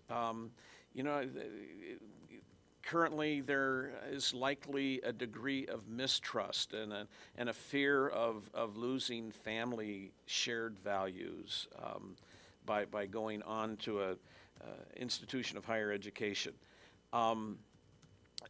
There was discussion that one way to structure student success, one way to think about structuring student success is the student's ability to explore the world on their own, get life experiences and explore the world on their own. And then there was also discussion that thinking beyond just the short term, just, thinking beyond, and I guess this comes back to what I already said, thinking beyond just that degree, but thinking about the student success once they get out into the world. So, Anna, Tamara, am I in the ballpark? Mm-hmm. What else did we talk about? Is that fair enough? End of report, Madam Chair. Thank you, Trustee Hoffman. I was intrigued by your, multiple comments, but one of them was a fear of losing values that a family has.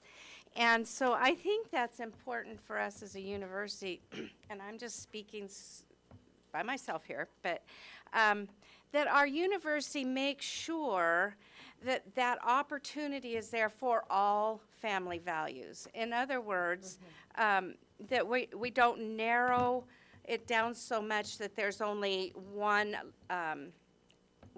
value proposition, I guess, out there, so that if you are a family that has a certain shared value, that when your student goes to the university, that there's that opportunity for that value system to still exist.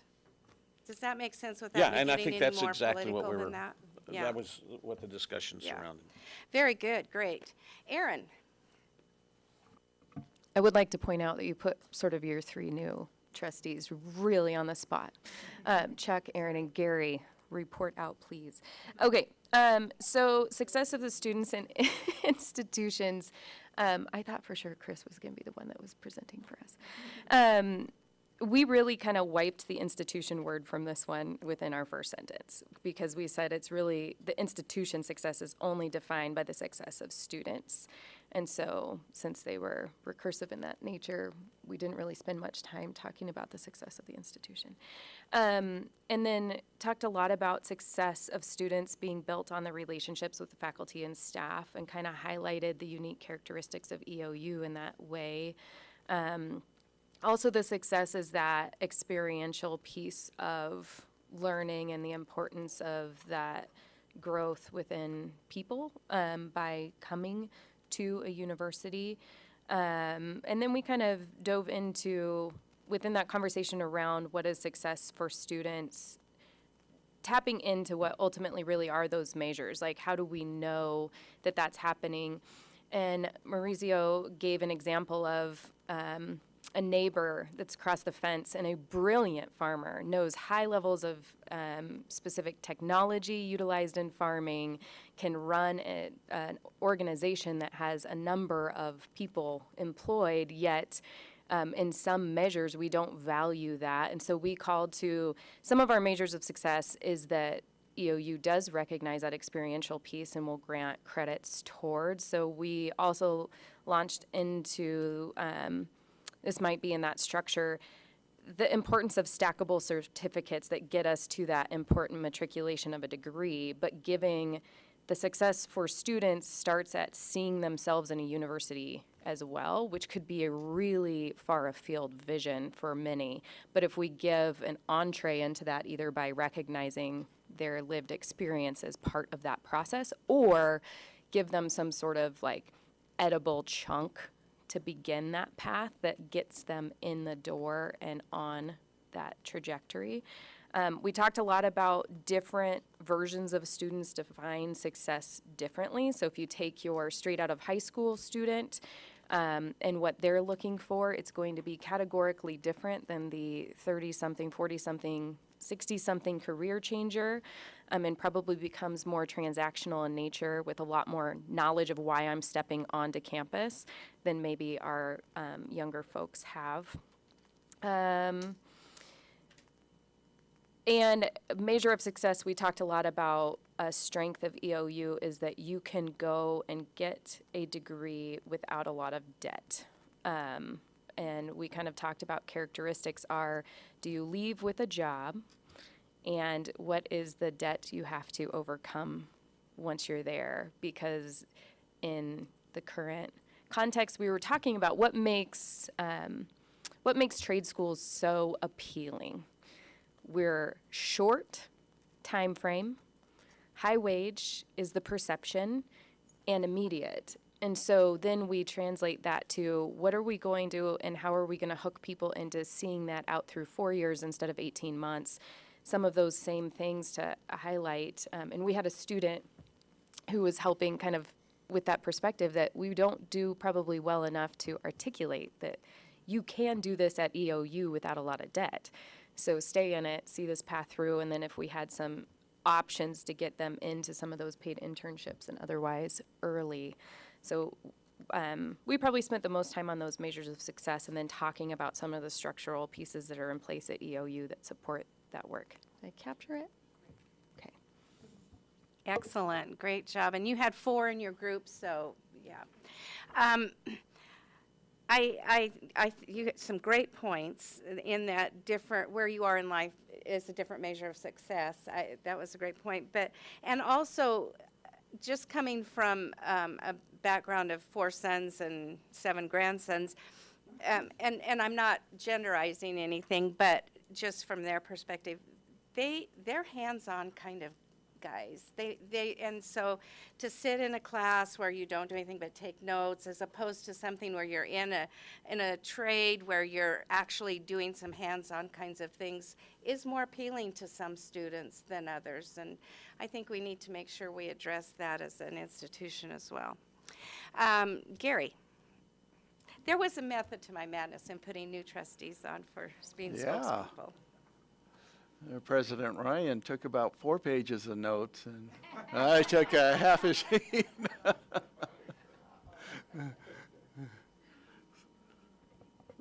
So, as a report from our group, and certainly I would expect President Ryan or Carrie to mention, Trustee Thompson to mention anything that I might have missed, but we spent a lot of time talking about student success, both for the student and for the institution. And we talked, I guess we started from the ground floor and talked about the changing environment that we're working in, technology.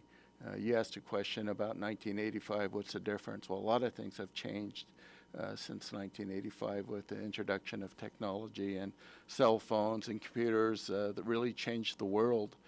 Back in '93 and so forth, and we can remember back to that time. But you know, it had a big influence. And then, of course, even we talked a little bit about the strategic plan or the key performance indicators in the plan itself. That was probably a little too long, having a date of 2029. You know, when so many things have changed. When it was adopted in 2016, you know, we've had COVID, we've had other things that have impacted the economy, and we need to be more of a organization or a university that really adapts to the changing environment. So we kind of talked about those things. And we talked about recruitment, getting the student engaged, the students, high school students engaged in what Eastern Oregon University has to offer. And that means going to some of the local high schools in Ambler, Elgin, LeGrand, or wherever, getting people engaged in what Eastern Oregon University has to offer, and kind of think of bringing people together where they can explore Eastern Oregon University and become comfortable with the idea of going to a larger university setting, and then creating opportunities for them once they get into school, the retention part of maybe creating internships. He talked about some of my practical experience where I interned, got paid for it over the summer and came back, got credits for it, had to present a paper to the class, environmental impact assessment, and different things, and creating opportunities with Port of Portland, Bank of America in urban areas, and providing opportunities for our youth or students at the university. And then we talked about resource help, making sure that students at the university have the help that they need, whether it's online or in person on campus, but make sure that they have faculty or staff or the support that they need to succeed, and try to create an environment for every student to succeed. So that was a big part of our discussion. And then, of course, the other part is some of the intangible benefits of them becoming more mature as an individual, getting them to school where they become, as we all say, when we push our kids out the door and, go out there and learn, well, they're becoming their own independent master, so to speak. So they make their own decisions and so forth, but, push them out the door, but provide the resources. The college all of a sudden becomes that place to have the resources. And the other part that we talked about is, I think a few others have mentioned it, that they belong to the university. So they not only get there, but they belong and are part of that community, of that culture. So that was an important part. Belonging, I think, has been mentioned a couple times. But it's a tough environment, and we talked about technology, but the other part is the generations that we all have dealt with. We have the baby boomer generation, the Gen X, Gen Y, millennials, and so forth, and all those attitudes are different. And, the millennials right now, the young kids that we have today, they can get access to a credit card. And they can purchase something that they want right now. I can do it right now on a computer. That's immediate. And so, we're trying to, the university has to deal with that, as well as all of us have to deal with that as far as employment. You heard the economic development team talk about getting employees and so forth. So, but, it's because we're dealing with a different mindset and different culture. Not only is it the parents, but it's also the youth that is coming up. So, being able to get that really quick. And, we talked about, a little bit about measuring student success, and I differed a little bit with President Ryan. I said, well, if we take care of all of that, the success is going to happen. You're going to be able to measure it by your recruitment rate, by your even retention, and you have it by freshman, junior, sophomore, and senior class. You're going to have it by your enrollment information and your graduation. And that's where your numbers start showing the progress that you're making as an institution. And so that's how you measure success, if you hit those numbers, but developing the programs to put in place to reach those numbers.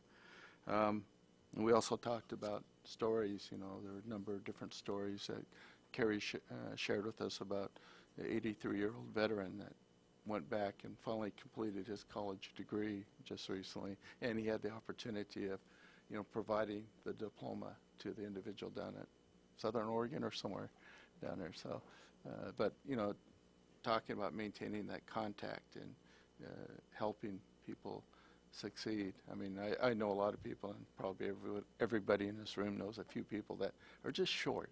Yeah. Well, and just short of getting a degree. Well, come back to Eastern Oregon. We can help you get your degree. Yeah, but seeing stories, President Ryan talked about being in a parade, and someone shouted, "Thank you, EOU." Oh. And so, and she said, it made her feel good, out there in a parade, and thank you, EOU. So. Oh, that's awesome. So, I guess that's all success right there. That's all we need. Thank you. That was great. Some great points. I love the piece about internship where the students can see where their education is going to be practical. They're going to see how it really applies to life. So you had some great points there. Thank you very much. And lastly, Cedric. All right. I welcome my group mates to pop in if they feel I missed something, but I think I got what we talked about. We agreed, or much of our conversation also surrounded upon that institutional success is only defined by the success of our students, to be focusing on the success of our students. So that built a lot of the foundation of what we were discussing. A big idea, or one of our central ideas that we pulled, is that the most important indicator of this success is if there is a transformational relationship between the student and their professors. And that tied in a lot more conversation, but transformational versus transactional. That was a big conversation. I personally brought up, I know the professors by name in my life going at Eastern who went above and beyond to build a relationship with me as a student and vice versa. And George brought up, we really do only put in the work that a professor is going to require of us. If a professor is not putting in effort, I didn't put in as much effort. I did just enough to get that A or to pass the course or whatnot. If that effort wasn't being given to me, you felt it. You felt if a professor was going out of their way to provide that support. I brought up, and I'll bring it up here, my scoreboard analogy, which I bless upon my group as well. But in football, one of the biggest things we talked about in football, and I've had multiple coaches say it, it's always stuck out with me, is don't focus on the scoreboard. Don't focus on the scoreboard. Like, we know we want to win the game, but when you're down and you're looking at that scoreboard, it can be demoralizing. It can be like, oh yeah, we got them, but you're focused on the wrong thing. If we're looking at the scoreboard as a team, we need to be focusing on the next play, on our individual block, our individual assignment, our own communications. We need to be focused on our small piece in the big puzzle when we're on that field. The scoreboard will follow. And that's how I feel about, that was some of our conversation regarding some of our metrics, especially with our KPI conversation earlier. A lot of those numbers will follow. What's the small play in this case? Well, at least our group was determining that small play is that powerful relationship between the student and their faculty. That's the play, that's the cash cow, that's where it lies, is our students actually building those connections, our professors, our faculty building those connections with their students, is what a lot of things break down to. There's, of course, a necessity. We did talk about there's, of course, a need and a necessity in the transactional pieces of keeping the university in operation, making sure we have support programs. A professor can't necessarily take it upon themselves to do everything for me, but they could say, hey, there's this university offers a writing tutor, or they offer an economic tutor, and pointing me in those directions, which I did have professors that did that. So we definitely need those support programs, but if I didn't have professors that, and I brought up the point that I went to often, our advising staff's good, but I often went to professors for determining career and study directions. They knew it, and they were the ones that I was talking to. So building that strong relationship, a transformational relationship, transactional stuff as necessary, but really focusing on that transformational relationship. Mauricio, I'm going to quote something, probably not directly, that we were discussing yesterday. And in short, you said that quantity loses quality without exception. And we were talking, in this case, we were talking about potatoes, onions, and turkeys. I'll give no real context to that, but we were talking about agriculture and big production facilities.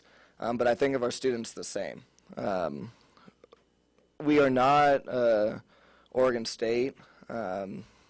We are not a University of Oregon. We are Eastern Oregon University. When I came here, I liked it because it was small. And being small has severe challenges sometimes, but I don't want to be those big universities. I, as a student, chose here because of its size, because a professor could know my name, because I could find them after hours, and I wasn't a number in a 300-plus size class, like I would have been when I was visiting WSU, which is where I was very close to attending. And I chose Eastern Oregon University because it is that quality over quantity. And that part just stood out to me without exception, and I was thinking about potatoes, but then I'm thinking about our university without exception. There is quality to the size, to our offering, and then that's the question: who are we? Who does Eastern Oregon University want to be? Potentially there are members here that would like to become a larger institution, and I wouldn't say that's necessarily wrong, but as a student, I was looking for that small university, and something powerful that we do have here at this college and on our campus and through our online programs is that we aren't as big as some of those other universities. We have more leverage in building those impactful student-faculty relationships and being able to leverage that. And I think those were our main points. So I'll call it there because I know we're over time. Great, thank you so much.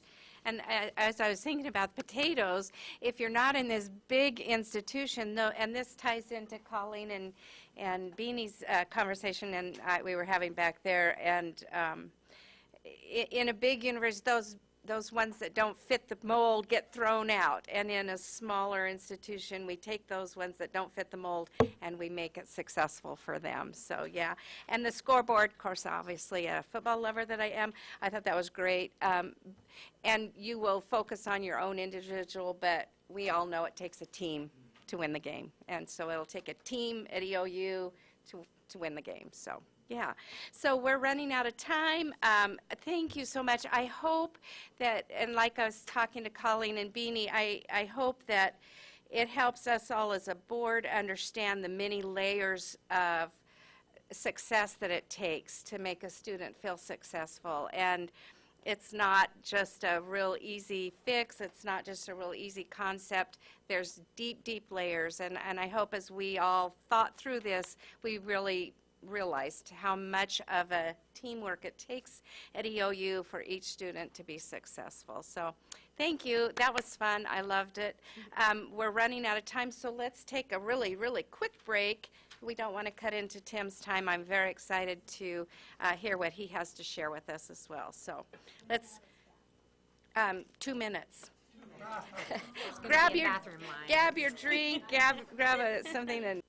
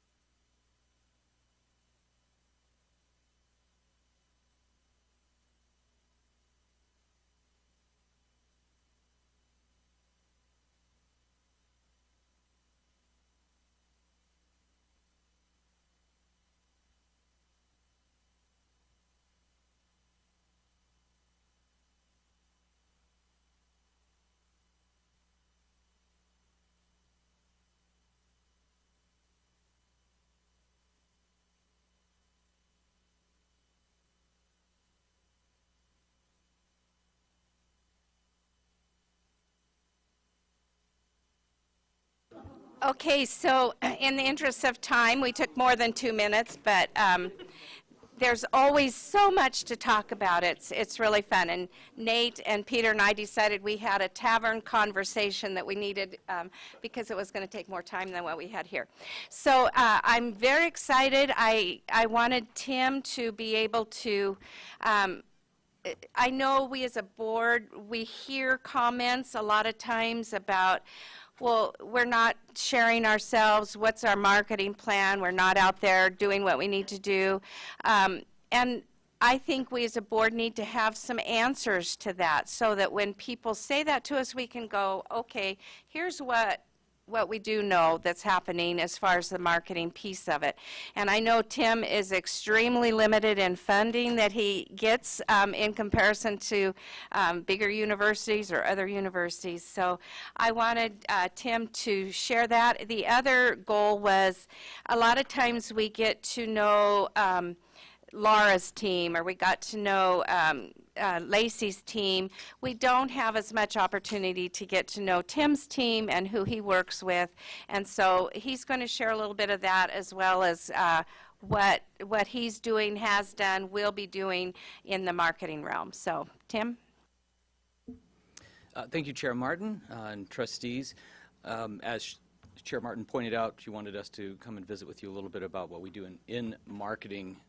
So we've got a slide deck here to talk to you about the essentials of higher education marketing as we apply it at Eastern Oregon University. Our brand is called the Eastern Edge. It's one we developed a number of years ago following a series of surveys and inputs. We talked with students, faculty, staff, alumni, community members. We did surveys. We worked with a marketing firm out of Boise to develop this.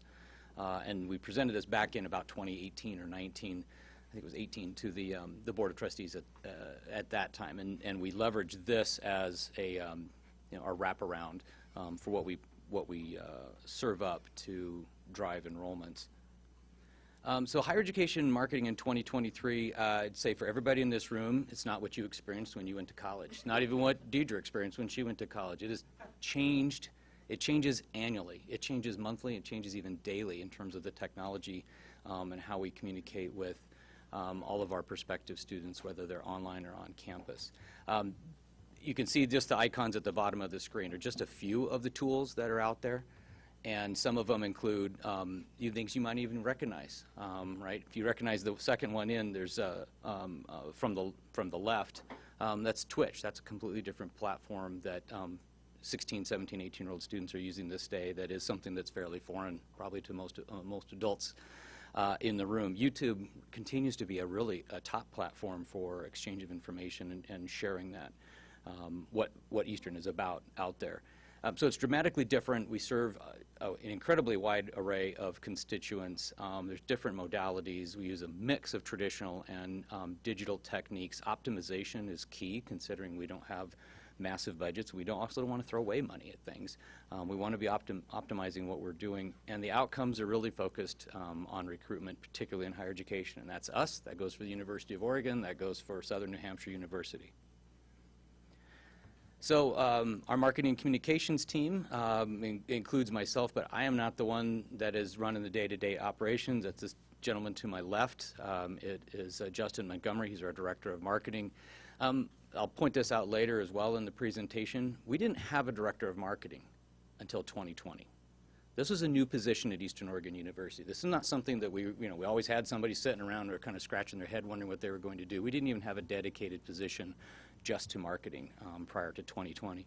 We have a small but mighty team that Justin oversees, including folks like Carol Kramer, our senior graphic designer, Shalem O'Rourke, our student communications specialist, Jesse Simone, our website administrator, and Michael Dakota, our public information representative. And together they create hundreds of pieces of materials that go out every year, but this is just a sample here on what you can see. There's the Mountaineer. It's our alumni magazine we send out to thousands of our alumni. That's something that takes a lot of work kind of on top of everything else that the team is doing. We have our annual publications that we put out with admissions. The centerpiece is our view book. This is something that is one of those traditional publications that we produce, update, review constantly. We're talking with admissions about what's working, what's not, change photos, layout, information, what do we need to put in there to help generate student interest. And then the one on the right is one that really is tailored for this group and other external constituents, which is our annual report, which we generate every year. It's a collaboration with Leanne's shop, so finance and administration. We also include the foundation's fiscals in there, as well as our own management report from the finances of the university. Justin, anything you'd like to add there? Yeah, just that it is a small but mighty team. Every person on the team is kind of an army of one. They are responsible for each thing that comes out, and it's a lot. The volume is pretty, well, the volume's high. We just started a new ticketing system that gives me the opportunity to go in and actually see that volume and adjust workload, and I was even surprised. It's a long spreadsheet, so yeah, they do a phenomenal job. The ticketing system is really handy. We use it in places like facilities. We use systems like that in terms of IT, in terms of responses, so we can get in there and really track all the requests that come in, and they range from everything to, we need a blurb to go out that there's a choir recital in a couple of weeks to we need a whole major campaign developed around a new program that's coming on board, and we need to meet with you about it. So there's definitely a lot that goes into that. I think we'll stop there. I want to make sure we keep on track here. So at our shop, we focus on 3 primary areas, things we've been talking about today, and we always talk about at the board, but on-campus enrollment, online enrollment, and institutional awareness. These are some examples of that just to give you an idea. There's institutional awareness is something like the Go magazine throughout Eastern Oregon. That's just one thing that we engage with regional media to try to push up information about the university. Online enrollment, so we collaborate with Wiley. We do some of our own things as well. And that's this one is one that just came up in one of our previous conversations, is a new campaign we're working on. Justin and his team are working on about CPL or credit for prior learning. And then a third, of course, piece is the on-campus enrollment. And this is an example of some of the ads we've pushed out around agriculture, entrepreneurship. So those are the 3 primary areas that we focus in on. These are some of the brands. This is some of the brand tools we use. You can see things that have shown up either on banners or billboards or on logo types that we utilize. This really helps us with the consistency of our imaging and how people see us. Everybody wants their own logo. I don't know how many requests I've had for somebody thinking, we need our own logo, we want to look different, we want to be different. And we always have to stop and say, think about this in terms of how do people recognize who it is and what we do. We've built over a number of years, I think, a very strong visual brand. We have a great logo, and we use it, right? I mean, and when we put it like on the football field, I remember asking Director of Facilities John Garlitz, like, how big can we make it? Because I want to make it, within guidelines for the conference and everything else, I'd like to see it from space. But we can also then use it to, narrow it down and put something like College of Education on it that Rayette and her folks can use in materials that they're sending out, or we modify it to build something up like EOU has you covered for the credit for prior learning campaigns. So, institutional awareness. This is connected to Goal 5, relevance and interconnection. Our targeted demographics here are obviously more influencers, and targeted geographic regions are, of course, regional, state, and national. The thing here, this is primarily where Michael Dakota and Justin work on getting information out about the different things that we do at the university. We generate hundreds of press releases every year, and notifications and social media pushes to just get information out around what we're doing at the university, including things like the Pacific Northwest Ag Radio Network. That's a platform where we're able to pull in faculty and have them interviewed, and then those interviews are served up by the Radio Ag Network. And we thought, geez, is this really where we want to be targeted? We looked at the data, we looked at who was listening to it, and said, yeah, this is a group of people we want to make sure they know about. Obviously, something we've pushed a lot on here is like the Ag Entrepreneurship program, because we wanted folks to know more about it, and this is going into folks who are listening to it while they're working in the ag area. We have actually 4 programs rated with Forbes right now that in terms of best online degrees. Those are huge. That's really good for us. We get a lot of these. We probably get online notifications every week about a different program being served up and saying, hey, this is a top one in the country. That's usually based on the number of students, the type of program, the cost of the program, how many faculty are involved. They look at some data there. There's also places that want us to buy advertising to get on that list.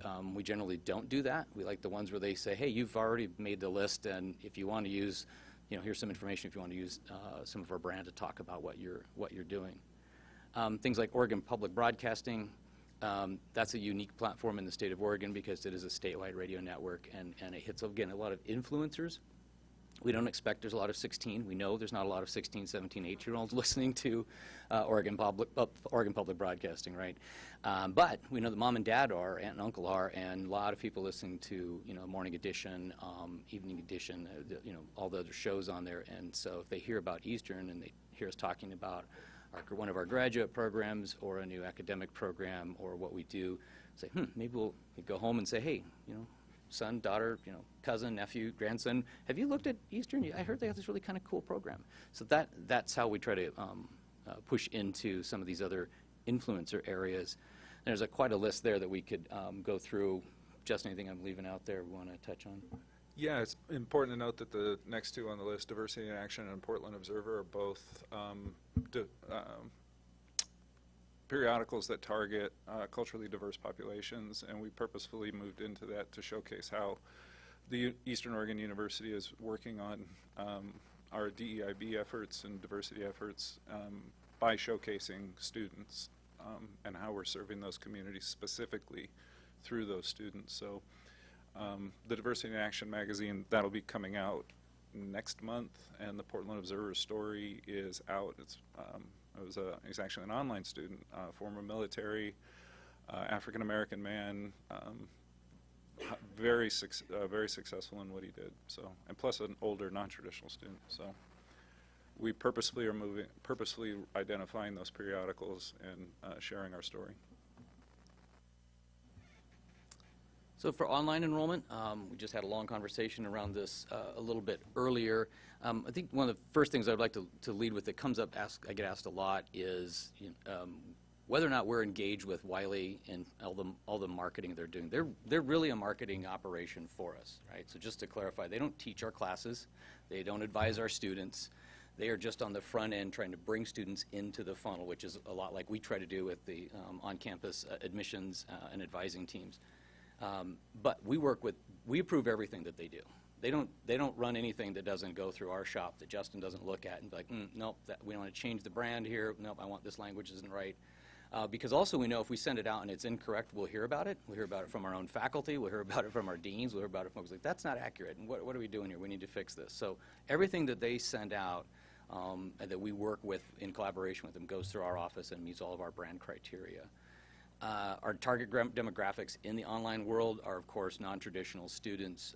That's the bulk of our online students. So we have a few traditional age students, but it's like really low numbers, maybe around 50 or something. It's very, very low. But who are these folks? These are veterans and military. They're union members. They're benefits coordinators we want to influence at different schools, and, of course, community college transfers. The targets here are regional and national. It's not a broad shot, though. Every time we do one of these campaigns, we really look at exactly where we're trying to get into the market at. Are we trying to get people from Boise? Great. Where in Boise? What's the age group in Boise?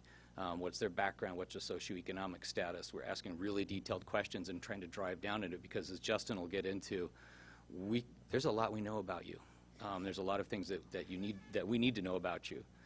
So these are digital marketing results. On the right-hand side, we've brought in, this is just what we're tracking. This isn't what Wiley's tracking. There's a whole other list there of new users to our website. The conversion rate here, really, maybe Justin, you can talk about that, is they don't include our OPM contractor conversion rates. If we included those, it'd be much, much higher than that. Yeah, the primary drive is to push students from our advertising to click on the online links or go directly to the online site. We do have a microsite that Wiley uses. Its best practices across the United States is to create a microsite that is an ecosystem that keeps students in there to get them to give us information and then apply. So it's all about that call to action. What do we want them to do? So these campaigns are pushing Wiley or people to that site so they can convert, and then they come back into our system as applicants. For on-campus enrollments, obviously, again, part of our larger conversations here, our target demographics are high schoolers and community college transfers. Real key target areas: Eastern Oregon, Southwest Washington, and Western Idaho. Those are our primary recruitment areas. That doesn't mean that we're not advertising in places like Alaska and Wyoming and Palau and other places where we do recruitment. Just these are our primary areas. Again, you can see some search engine marketing results here from 2019 to 2023. We've pushed 64,000 new users to the site, about a 10.3 conversion rate, and on down in terms of the application completions and the other data points that we're tracking. This is where we work very closely in collaboration with our admissions team, with Genesis Meddards and her folks, to ensure that what we're doing to get students into the pipeline, they're able to capitalize on and take them through to completion to get them admitted, and then we need to get them registered and onto campus, retained, and completed. Tim, if you don't mind. Sure. I'm just looking at your graphic there. That's really the illustration of what we call the funnel, right? Yeah, and we have another graphic of it a little bit later, too. Yeah, and it's important to note that this is just from our search engine marketing efforts. We have, in that same time frame, we've had close to 2 million users to the site. We actually, in 2021, we did some search engine optimization work with our new, with Jesse Simone when he came on, and that work generated a 200% increase in users to the site. It just helped us with our visibility, something that Cedric had talked about. How do we do that work? There's some work that we can do, and we did do that. And so those, close to 2 million users generated about almost 5 million sessions. So this is just the ads we're paying for. This doesn't count the rest of the work that we do with the site. You wanted to know about the enrollment funnel. If you're unfamiliar with it, this is an example of the enrollment funnel, and you can see at the top here where it's really the marketing and recruitment emphasis. So a lot of times folks just throw out marketing and they think that encompasses everything. Or we throw out enrollment and we think it really just means recruitment. To really define it, enrollment is the life cycle of the student from really lead to enrolled. We even look at it further to lead to enrolled to graduated to alumni. That's even the bigger picture that what we're looking here. But you can see that really starts with leads and prospects and inquiries, and that's what we do with name purchases, with outreach to high schools and community colleges, to the ads that we're doing through social media engines, setting out view books, paying for advertisements, putting up billboards, and encouraging everybody to just engage with us. And then we get them into our funnel, and we start communicating with them in a more and more precise manner. As you can tell, as we get more precise, as we get down to inquiries, and we really want to get them into applicant stage. That's a lot of our work, is to get them to that. We want you to apply. And there's another phenomenon that you may not know about. We call it stealth applicants. We have a lot of students who do come to us on their own. They find us. This is one of the benefits of search engines. They can go put into Google, ask some questions, and get something served up, and they say, oh, well, I'm just going to go in here. I like this. Click. I'm going to apply, and they're into our system, and we find more and more students are coming in that way. It's really intriguing to see how many of them find out about us on their own. Then we get down to completed applications and accepted into the university and then enrolled, and that's a real critical part. We're continuing to, we're driving more and more, as you can see, more and more students into the top of this funnel. That's great, but we have to get them down to the bottom part. We have to get them matriculated, otherwise it doesn't do any good, right? It's the old adage of whatever sales model you want to use, but you can get them into the restaurant, you can get them a menu, but if nobody comes and takes their order, kind of out of luck, right? And then they're going to get up and leave. So we have to make sure we take their order, we get them what they need, we refresh their drinks, so they have a great experience, and they actually pay their bill at the end, and they come back, right? You want them to come back. It's not a one-off. You want them to keep coming back. So broad to individual on this enrollment funnel. So here's an example of like, how do we do that? And I'll let Justin walk you through this. Yeah, do y'all like my arrows? And Chris, we actually have so much data, we knew you were going to ask about the enrollment funnel. So, so this is a sample screenshot from an on-campus prospective student. This is from our Slate CRM, so our customer relations management system. If you have any sales experience, you know what a customer relations management system is. This is how we track our interactions with the particular user. But this is also the system also serves as a hub for our marketing data. So we have a feedback loop with our other platforms. So as the prospective student comes into the system, we track everything that they do. We can track their digital interactions along with their physical interactions. This particular slide doesn't show the physical interactions, but we can see the text messages, phone calls, emails from our admissions counselors all the way down the line.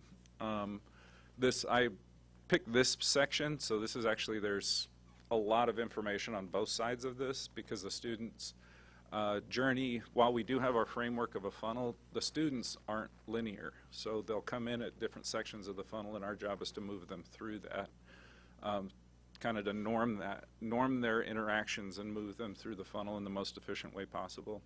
So this particular interaction, this is the interaction where the student actually applied to EOU.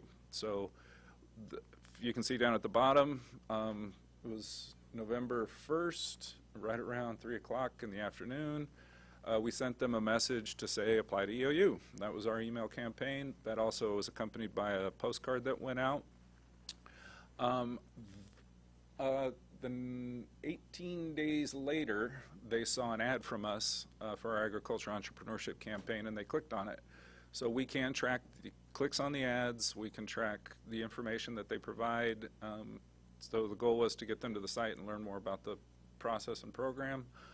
That same day, they had a couple other interactions with us. They saw the ad, saw some the information about registration, so they clicked through to the register site, came back to the apply site, and then they went through back and forth and checked out more information.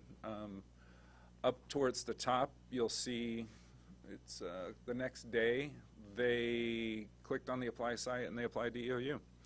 So, and then they went through our process to create an account, or they created an account, and so this system allows us to automate these efforts and move through the system. So basically move through that funnel. You can see where they opened the email and they learned about that they are actually applied to EOU. They have a new application. And then there's multiple interactions further up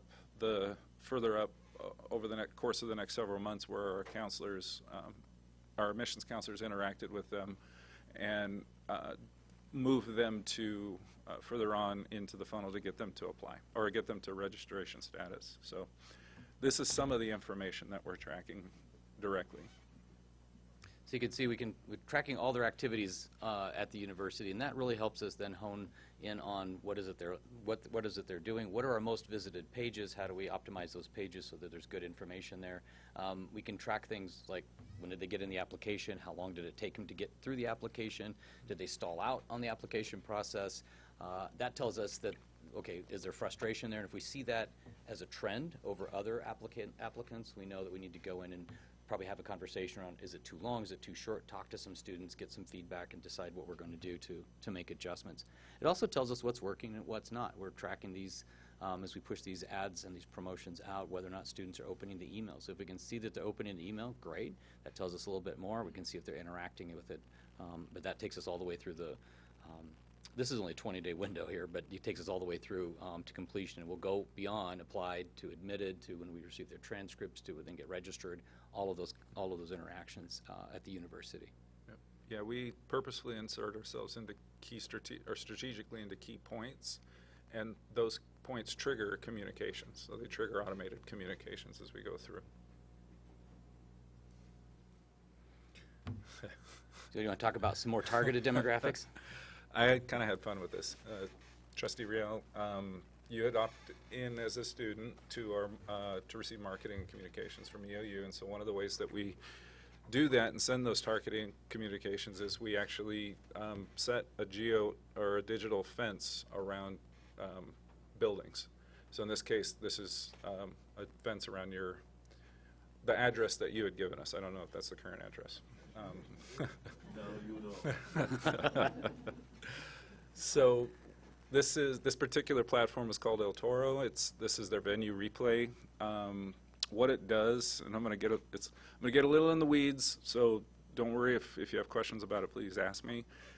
What it does is it targets the distinct internet protocol from the router that's in your house, and then any device that links to the router, we pick up that protocol and we map it. So this particular, when we mapped this, there was one device that was linked to the internet. So we mapped that device. We identified 3 other devices that were in the home, and then there were 15 other devices that were not mapped. So if your toaster gives you an EOU marketing message, you know where it comes from. Yeah. So the particular devices that we map are cell phones, tablets, computers, and smart televisions. There's other devices that are in your home, like there could be a internet-enabled refrigerator or something like that that we can't map. How about Alexa? Alexa is one of those devices because it's attached. So yes, yeah. Alexa keeps telling me about offering me things that she shouldn't know about. Yeah. Yeah, well, with ChatGPT, it's going to get even worse. So what we do with this information is we actually deliver ads directly to the devices that we've mapped. So it's called a cookieless platform. So when you go to a website, you pick up a cookie and it'll follow you. That's how you get the ads that you see. Well, this is a cookieless. We're not following your internet journey. We're following your device. So that means we're only delivering the relevant ads to that device, so to you. And the way we use this is we get lists of high schoolers or our target audience, and we go through and we map the homes, right? So we upload it. There's an automated system for that. But if we want to do community colleges, which we do, or high schools, we do that. So the other thing that this technology allows us to do is it allows us to actually follow that device. So we can set another digital fence on INLO, and if somebody comes to INLO with that device, if it enters that fenced area, we track it. We know that you came to campus. So that's how we're using this particular technology, but there's multiple other technologies. So we can do streaming television, which we do. We can do targeted social media, lookalike audiences, which we'll talk about later on. So we have a robust system, and the reason why we do this is because we have to do this. It's very expensive to do broad-scale marketing in our targeted regions. Just a billboard in Kennewick right now costs $29,000 for the year. So this campaign is $4,000, right? We can do multiple of these campaigns and deliver hundreds of thousands of impressions to our targeted students. So we have to be surgical. We can't be, we can't be broad. And while we're doing this, other companies are doing this, of course. This is why the Google search that you might do, Cedric, is completely different than what Chuck might see. And you might be in the same room at the same time searching for the same thing. You're going to get different results delivered up to you because of where you're at, your location. All this information is being gathered, processed, and then served back up to you. Why? Because it's advertising. It's just like 20, 30 years ago, and we were doing radio or television advertising, you'd only advertise on the shows that students were going to watch. You didn't advertise on the nightly news because 16-year-olds weren't watching the nightly news, but they were watching like ESPN, so you'd be targeting athletes around that. This is hyper specific now in terms of how information gets served up on all of us into the markets. That's why you get different things served up when you're in Portland and you say, restaurants near me. It's going to serve up different information to me based on my shopping, my needs, and where I'm at, and my age group and all that, than it would serve up to maybe to Cheryl, and have different information that gets presented up. So it's hyper specific. I guess that's the way. And why are we doing it? Because that's how we need to get into our students' minds. That's how we need to get into their devices so that we can communicate with them, because that's the tool they're using right now. That's, if you watch around, go around your students, what are their number one topic? Well, they're all on phones. This is a challenge we have in high schools, right? High schools are saying, don't bring your phones to high school, because the teachers look around the classroom and every student, all they see is the top of their head while they're on their phone. But that's the device they're using. That's the modality right now. A few years ago, it was television. Prior to that, it was maybe magazines or print materials or something else.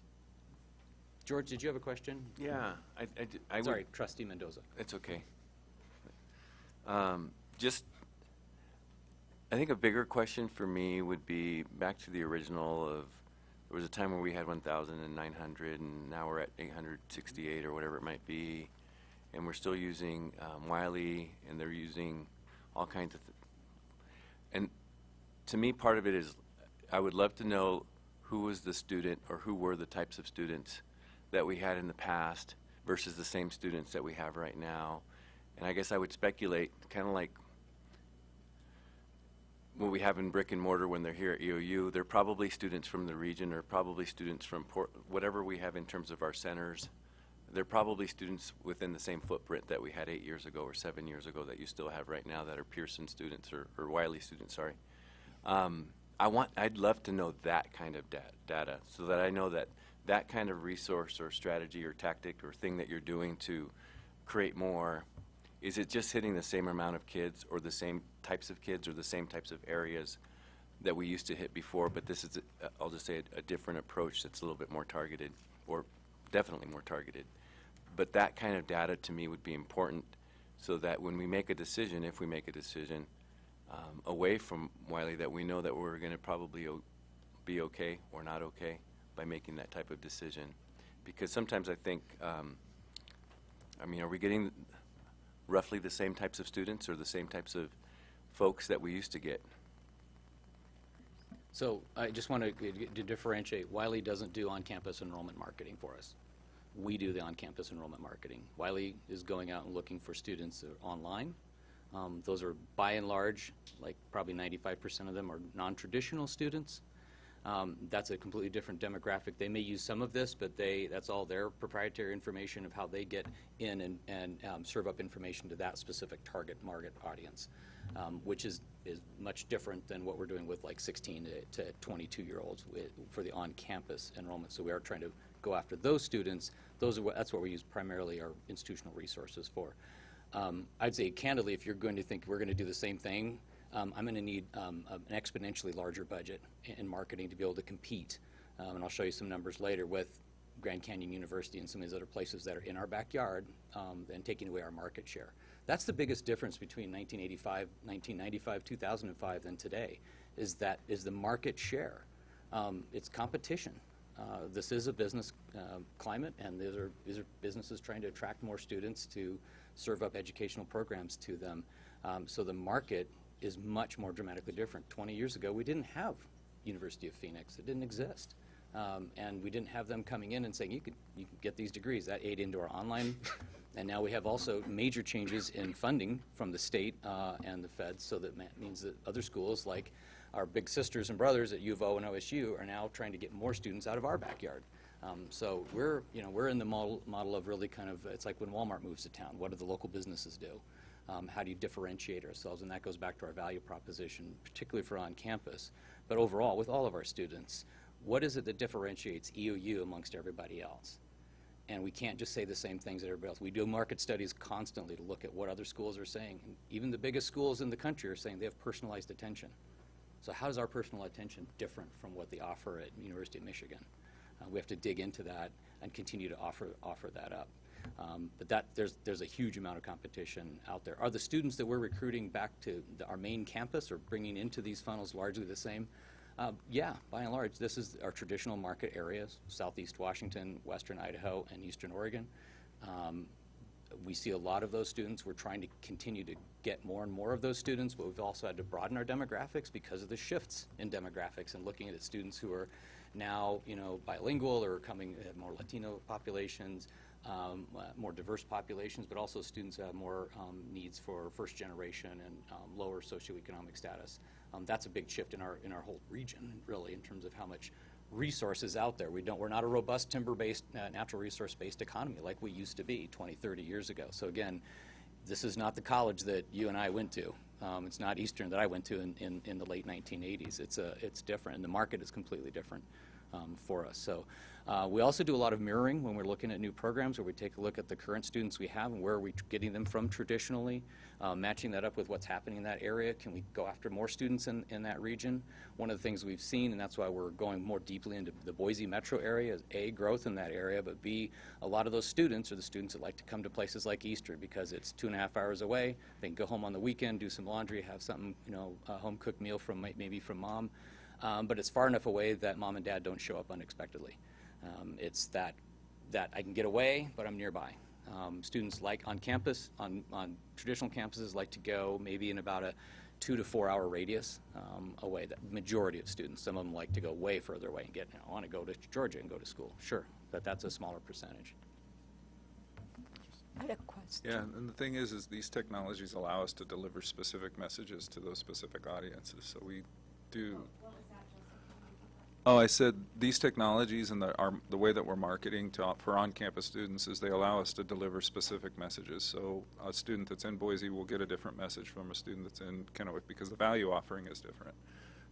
We may have a fundamental, thing that we offer. We're Oregon's rural university, but to a Boise student, a scholarship from EOU is different than a Kennewick student that has a different range of scholarships and financial incentives, so we can deliver specific messages. Yeah, I have a question in terms of the overall broader approach to marketing. So I understand that you use potentially effectively these digital tools that are targeting students.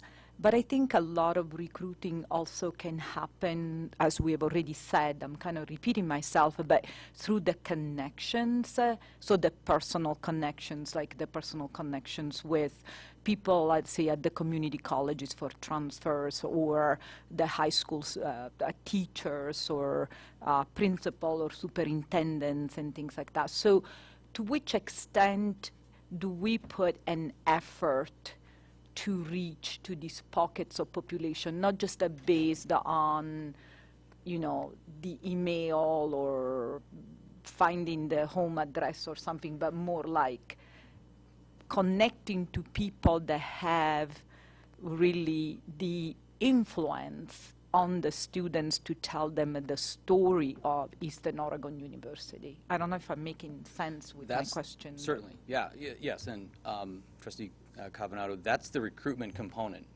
I don't oversee recruitment. Provost Seamers does, and I'm sure he could talk with you about that.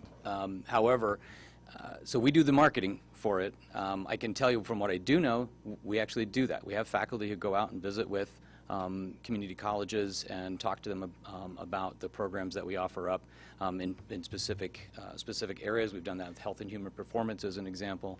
We've put faculty in the field like Chad Mueller, who with entrepreneurship, who went out to FFA classes and schools throughout the region to recruit into that program. That was very, very successful. We engage with students when they're on campus, when we bring them to campus for whether it's an art show or a theater camp or an athletic event. And we have the early college initiatives program that Matt talked about a little while ago as well, where we're out there in the schools talking to them and engaging with those, finding out what do they need, what can we do to help, how can we be there. And then beyond that, we actually get into that with some of our regional operations folks. Carrie does this, Trustee Thompson does some of this. We can go into the schools and have those connections.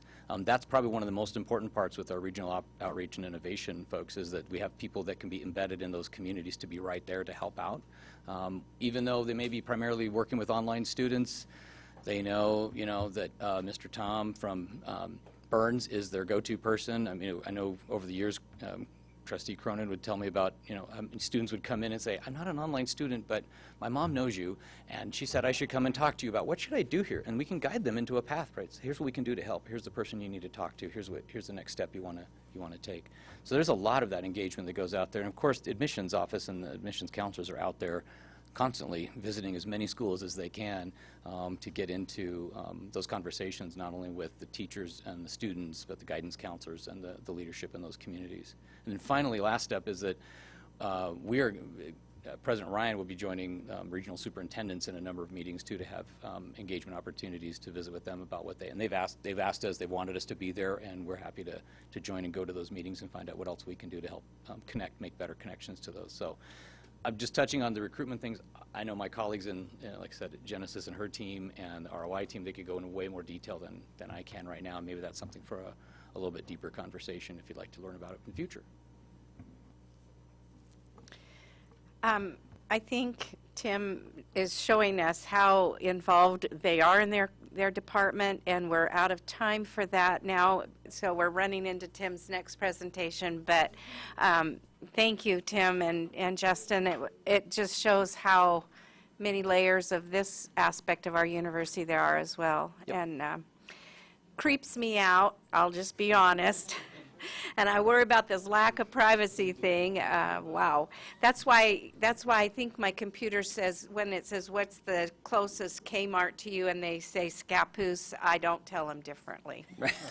So it probably is the closest. Anyway, thank you, Justin and Thanks. Tim, and Tim, I guess we'll just keep you up there. I'll just stay up here. Yeah, for the next presentation. So our next agenda item consists of three sections. VP Seidel will be introducing the next item and then provide us with an update on the outcomes of the legislative session. So Tim, please proceed. Just a quick note, so the rest of the day looks like this. We have noon for our lunch. And I told Campbell's we would be at Sylvie's sometime between 1:15 and 1:30. So just so that we keep all that time frame in mind. Thank you, Tim, again. We all know that Tim works countless hours advancing EOU University, and we are very appreciative of it. So I would just say, if you have any questions about what we're doing in marketing, don't make an assumption. Ask us, let me know, let Justin know. We'd be happy to provide you with what we're doing and tell you how we're doing. We track this information to the letter. Well, thank you very much. So, moving into the next item, we were talking about the legislative session. I'm just going to give you an overview of that. I want to be, again, sensitive to time. So we wrapped up the Oregon legislative session, the 2023 session, on Sunday, June 25th, following kind of tumultuous last couple of months. As we've discussed in previous board meetings, this session started with a new governor, new presiding officers in both chambers, and Senate President, Speaker of the House, a significant turnover in seats within the legislature. For many of them, this was their first time in the building. Right, if you were elected in 2020, you didn't go to session in Salem. You were at home on Zoom or help us all Microsoft Teams. And you spent the session working remotely. And then the first time you're in the building is, well, it's under massive construction, but you're just now getting a feel for it. So it was a completely different experience for a lot of folks in the building. This session experienced, as I said, a number of challenges, including some major conflicts over bills that led ultimately to a 6-week walkout by Senate Republicans, which denied the quorum required for the Senate to conduct business. Only a very, very few senators actually left Salem. This wasn't an exodus where they went to Washington or Idaho and hid out or any of that. They were in the building. They were going to committee meetings. They just were denying the quorum vote on the Senate floor. And I was there, President Chavez was there with me. There was a lot of collegiality in the hallways. You'd see them visiting in the hallways. There was just a difference of opinion where they said, you know, we're going to agree not to agree to disagree. This is a tool we have, and we're going to use it. So until we can come to some, conclusion here, we're probably not going to be back on the floor. That led to. I'll talk about it in a minute here, but that led to a lot of concern. And then the May forecast was out, and suddenly we had a whole lot more money in the system. People were wondering, oh my gosh, what are we going to do with this? It was a big relief for a lot of folks because we were projecting out, the state was projecting out initially flat or even lower revenue rates. Those rates came in much higher. That gave us a breath of fresh air. It certainly helped with the universities in our efforts on funding support for students. However, while it appeared we had funding, we weren't sure if we would see any of it with this walkout. And that brought us all the way up really to the week of sine die, where based on the continuing resolution language and how the funding models worked, we weren't sure we were going to, even if they didn't complete the session and it just timed out, we would all have some serious concerns over funding, how much funding would be coming to our institutions and the universities and the community colleges. That led to really kind of a neat, I look back on it, it was very stressful at the time, but it was actually very favorable. All the universities came together. I was meeting with my counterparts at all of the universities about how do we manage through this process, what does it mean for us, how do we communicate it amongst our institutions. We really needed to hold the line to make sure there wasn't one university going out and saying, holy smokes, there's not going to be any budget, we're going to start laying people off left and right or closing programs, or we're telling students they don't get any financial aid. And other school, that'd be a trigger for everybody else and not good for any institution. But we all really came together and created and crafted a strategy around what to do, all the if, ands, if they come in on this date, we can do this. If they come back on this date, if they can do that. If they don't come back at all, then on the June 26th, what are we going to send out? It's common language. How do we pull it together? So we were able to pull together, and just like we were able to pull together, the Senate finally was able to pull together and come in and finish out their votes. They crammed a lot of votes in into about a week, but I'd already lost enough faith that I had to watch the entire session all the way down to the end to make sure our bills actually passed on the floor, because I thought for sure something was going to come up and they'd be all back out, and I'd get a text from Senator Hansel or somebody saying, well, sorry, we're out, and we'd be back into crisis mode. So what did we do? Well, we went in and we worked hard to support university funding on multiple levels, and Leanne will get more into the details on this, but thanks to testimony from faculty, students, and alumni, multiple trips to Salem for engagement, our student lobby day, many meetings and strategy sessions where we were engaging with everyone from the university's side to the student side to the legislative side. What did we see, though? A public university support fund. This is the higher education budget, essentially, of $1 billion. That's an 11% increase over last biennium. An increase, a budget of $308 million for Oregon Opportunity Grants, $24 million for tribal student grants, a $25 million package for the TRUs and PSU. That's funds these are outside of the formula.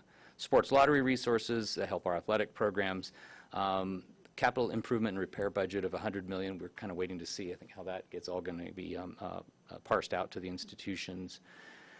Specific other items included we have funds for COFA students. These are Compact of Free Association. These are our Pacific Island students. We want to make sure that they continue to receive in-state tuition. So we lobbied for that and had some funds come in for that. We also have a nonprofit pilot we're doing to be able to provide scholarships for students working at nonprofits. This is a partnership with Portland State University to help connect up with nonprofit organizations in Eastern Oregon and the metro area. And then funds for Strong Start, which should be about $1 million for the institution as well. Just touching on a couple of bills that we've talked about over the last several months. University governance changes. That bill did go through. It adds members. Creates a nomination process for appointments and creates some policy changes. We have a prohibition on transcript holds. It's a bill that prohibits the denial of transcripts to current or former students due to debt owed to the institution. There is a bill for campus sexual assault surveys that VP Cassio is working on, Colleen's working on. It creates university requirements for sexual assault victims and requires a survey. We're engaged in that right now. Apprenticeship requirements, which puts some of the kink in what we do in terms of capital construction projects on our campus and the smallers, but it creates requirements on publicly bonded projects with a contract price of over $750,000. There's some things like outside counsel reporting that I'm sure Secretary Burford is very excited to read about, but that does impact us as institutions. Changes to part-time faculty health care, data privacy, which has to some impacts on what we do with our foundations, and I mentioned the HB 2802, which establishes a 5-year nonprofit work study pilot program. So in the end, a lot of policy bills went through. There's a lot of work to be done. It didn't end on June 25th. It actually ramped up because now we're spending a lot of time sorting out what happened in the session and what it means to us.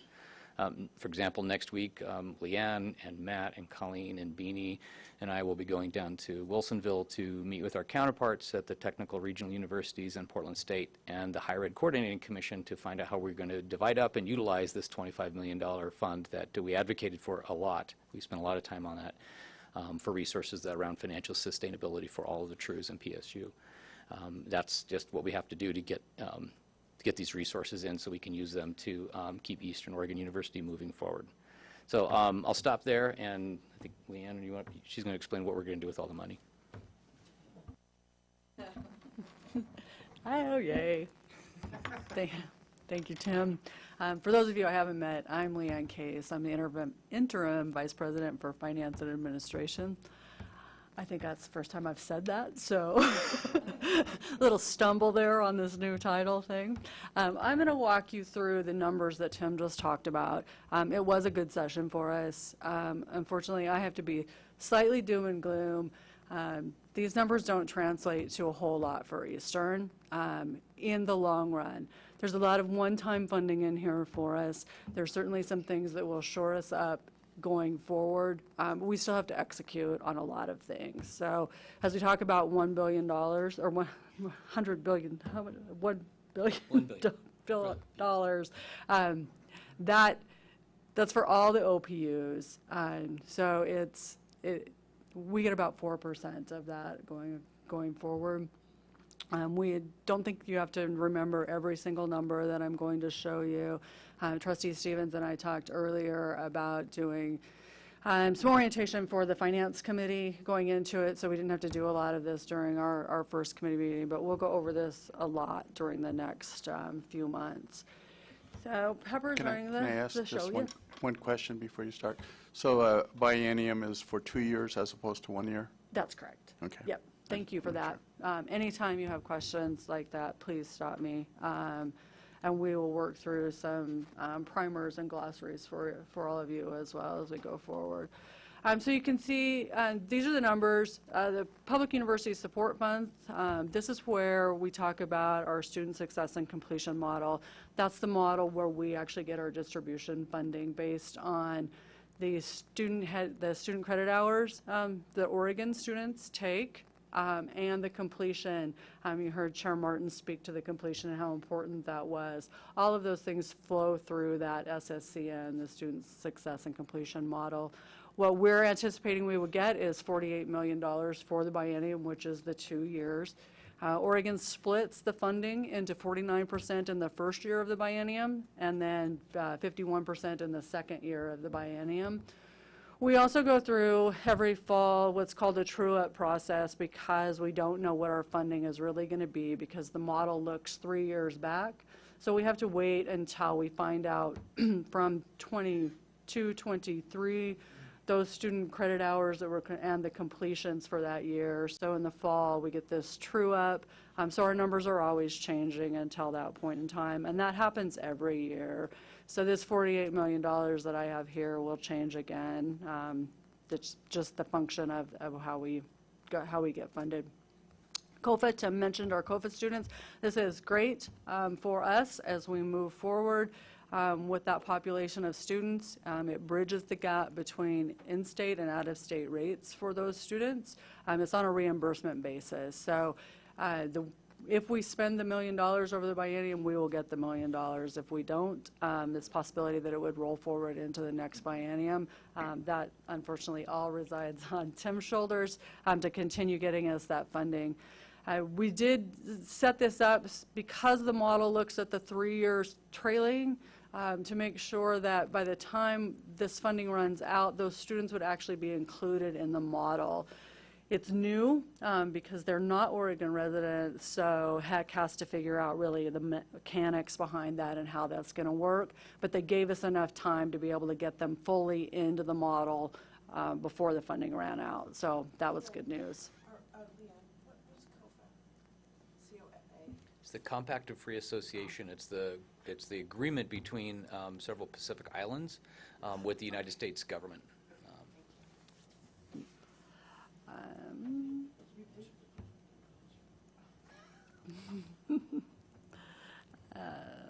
There's the PUSF, the SSCM, I'm estimating that we'll receive an additional $833,000 for this current fiscal year. Again, it's just an estimate, but it does have an impact on our budget. But at the same time, just for those of you that sat through the preliminary budget in the spring, we are reducing our enrollment numbers. So it's not $833,000 additional. We'll be offsetting that revenue as we go forward, but it does help as we move into the next fiscal year. There's no impact for the COFA funding that we received because we'd already built that into the budget. We assumed we would get those enrollments coming in and the revenue associated, and we would offset those things. The TRU and the PSU $6 million that you see up there, it's for new initiatives. There's more discussion to be held about that institutionally, and we're working with the other OPUs, as Tim said, and PSU. We just received our MOU to kind of align on how we're going to use that funding. Things for us, it has to be investments. It's not necessarily for operational dollars, although you will see some offsetting of that as we move forward. But for us, it could be things like our Moonshot program as it relates to the transfer pipelines, articulation agreements, sustainable investments in pathways for students for the future. So again, it's one-time funding, so we have to invest in things that we can rely on for additional revenue going forward. So it's good money, but we have to use it wisely. The Engineering and Technology Sustainability Funds, we've received this for many, many years, probably 20, 25 plus years.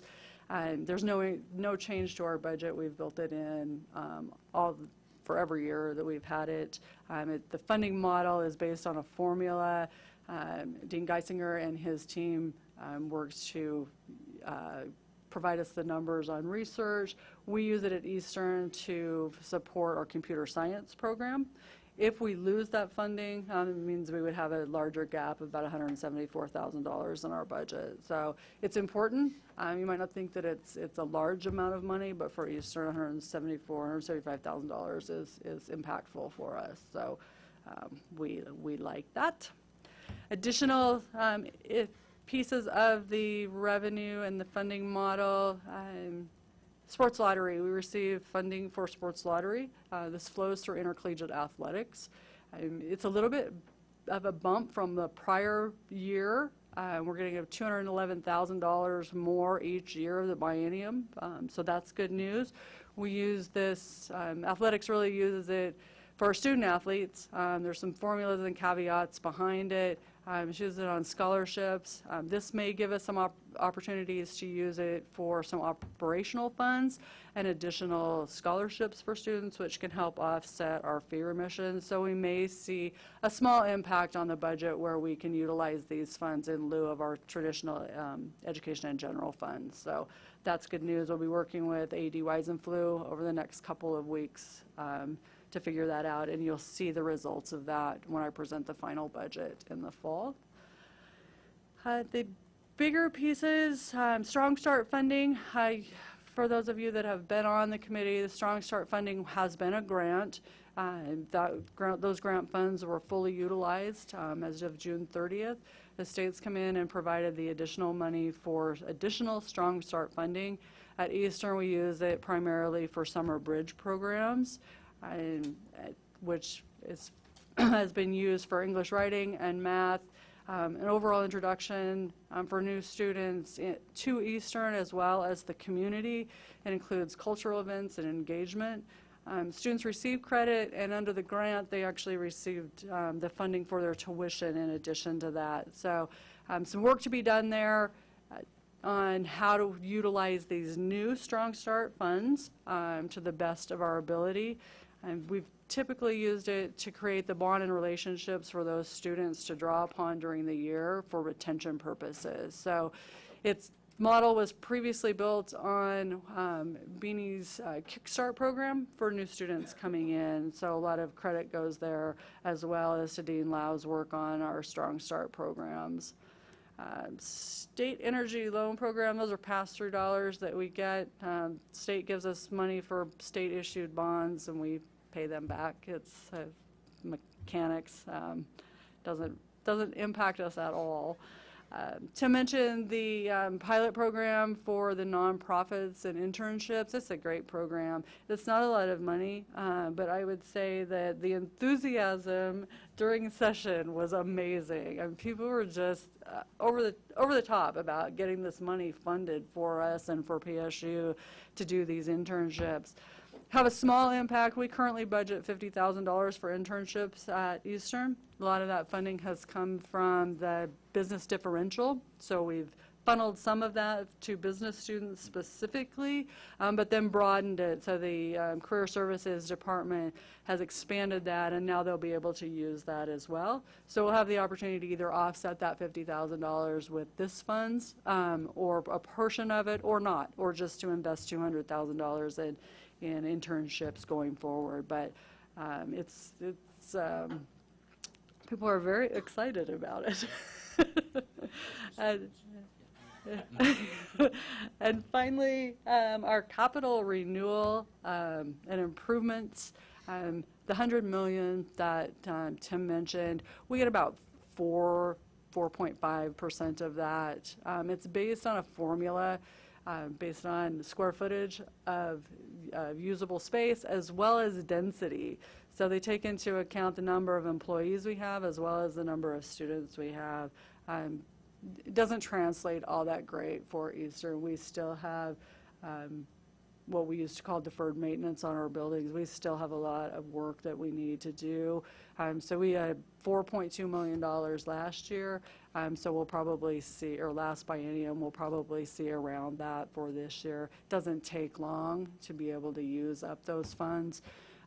John Garlitz, our Director of Facilities, puts those dollars through a whole series of things, including our Budget and Planning Committee, to look at where the best use and best investment of those dollars can be. But it's usually things you don't see. It's the mechanics of the buildings and all good things that support our student success. But it also goes back to enrollment.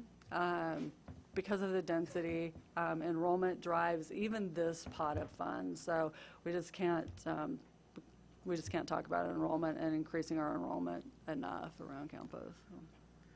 I'm sorry, but I'm going to forget to ask this question if I don't ask it now. Are there other capital improvement funds that get plugged into capital improvement besides these funds, or is this it? It's really it. If we do a project, so the Inlow Hall project is funded separately, the Grand Staircase is funded separately, Phase 2 on LOSO, should it be funded, is funded separately. It's a complicated process that's run through a rubric with HEC, and so we're up against all of the universities trying to figure that out. We have a small amount of budgeted state dollars for maintenance, but for this is all we get. Nate, use your mic.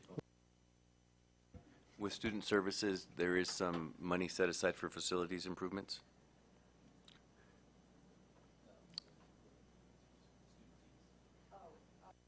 We have the building fee. So the building fee is $85 for every student that takes one on-campus credit. We use those for improvements, small improvements. We'll probably use a little bit of it on Hoke going forward once we move out of Hoke.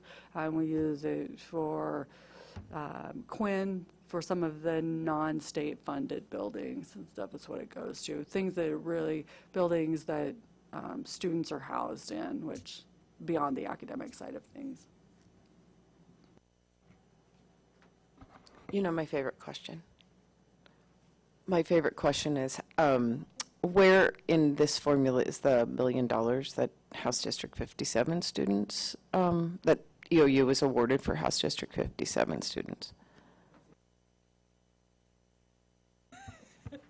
It's not embedded in a form. It's a separate fund that we held separately. That with the resources coming to us now, we're distributing through financial aid to those students that meet those criteria, and those letters should be going out probably this week to those students. A follow-up. I don't see it as part of a revenue, though. Is that? You don't. Okay. You see it when John presents. So for the Finance Committee, John Garlitz will do an update, and it's included in that update and stuff of how we're using it. We don't typically talk about it a whole lot because it's not super visible, because it's going to be your sidewalk improvements, it's going to be your mechanics and stuff. So The Student Scholarship Fund. That's right, Tim. Yeah. The Student Scholarship Fund, the District 57 funds, where do they show up in the spreadsheet? They won't show up on this because they're actually from the prior year, biennium. What Trustee Mabbott's asking about is we received $1 million from the Port of Morrow in the 21-23 biennium for use for Morrow County students. We have just now been able to finalize the MOU, or the agreement with the Port of Morrow, thanks to Chris Burford for working us through that. Those students, we don't have a huge population from that particular area. Those students are going to get, on average, a $9,000 scholarship in this current year. And we'll be reporting on that in the fall so that you're aware. They've just been notified. So it's great money. It's one-time money, but it might get them in the door. There's no criteria based on modality, level of school, transfer, or any of those. They just have to be a resident of District 57 or have been, obviously if they're living in LeGrand, have been a resident. So that's pretty exciting. Our financial aid office is just thrilled to be sending out those notices. So, just a quick question. What does PRU and PSU mean? TRU and PSU, TRU is the acronym for TRUs, which is the Technical and Regional Universities. That's Eastern Oregon University, Southern Oregon University, Western Oregon University, and Oregon Institute of Technology. And then PSU, of course, is Portland State University. So instead of saying all of those a while ago, we shortened it down to the TRUs. Another acronym. HEC has recently sent out their budget document as well, so we'll get that out to you. And in the back of that is a glossary with a lot of the terms defined so that you have those things. Pretty handy.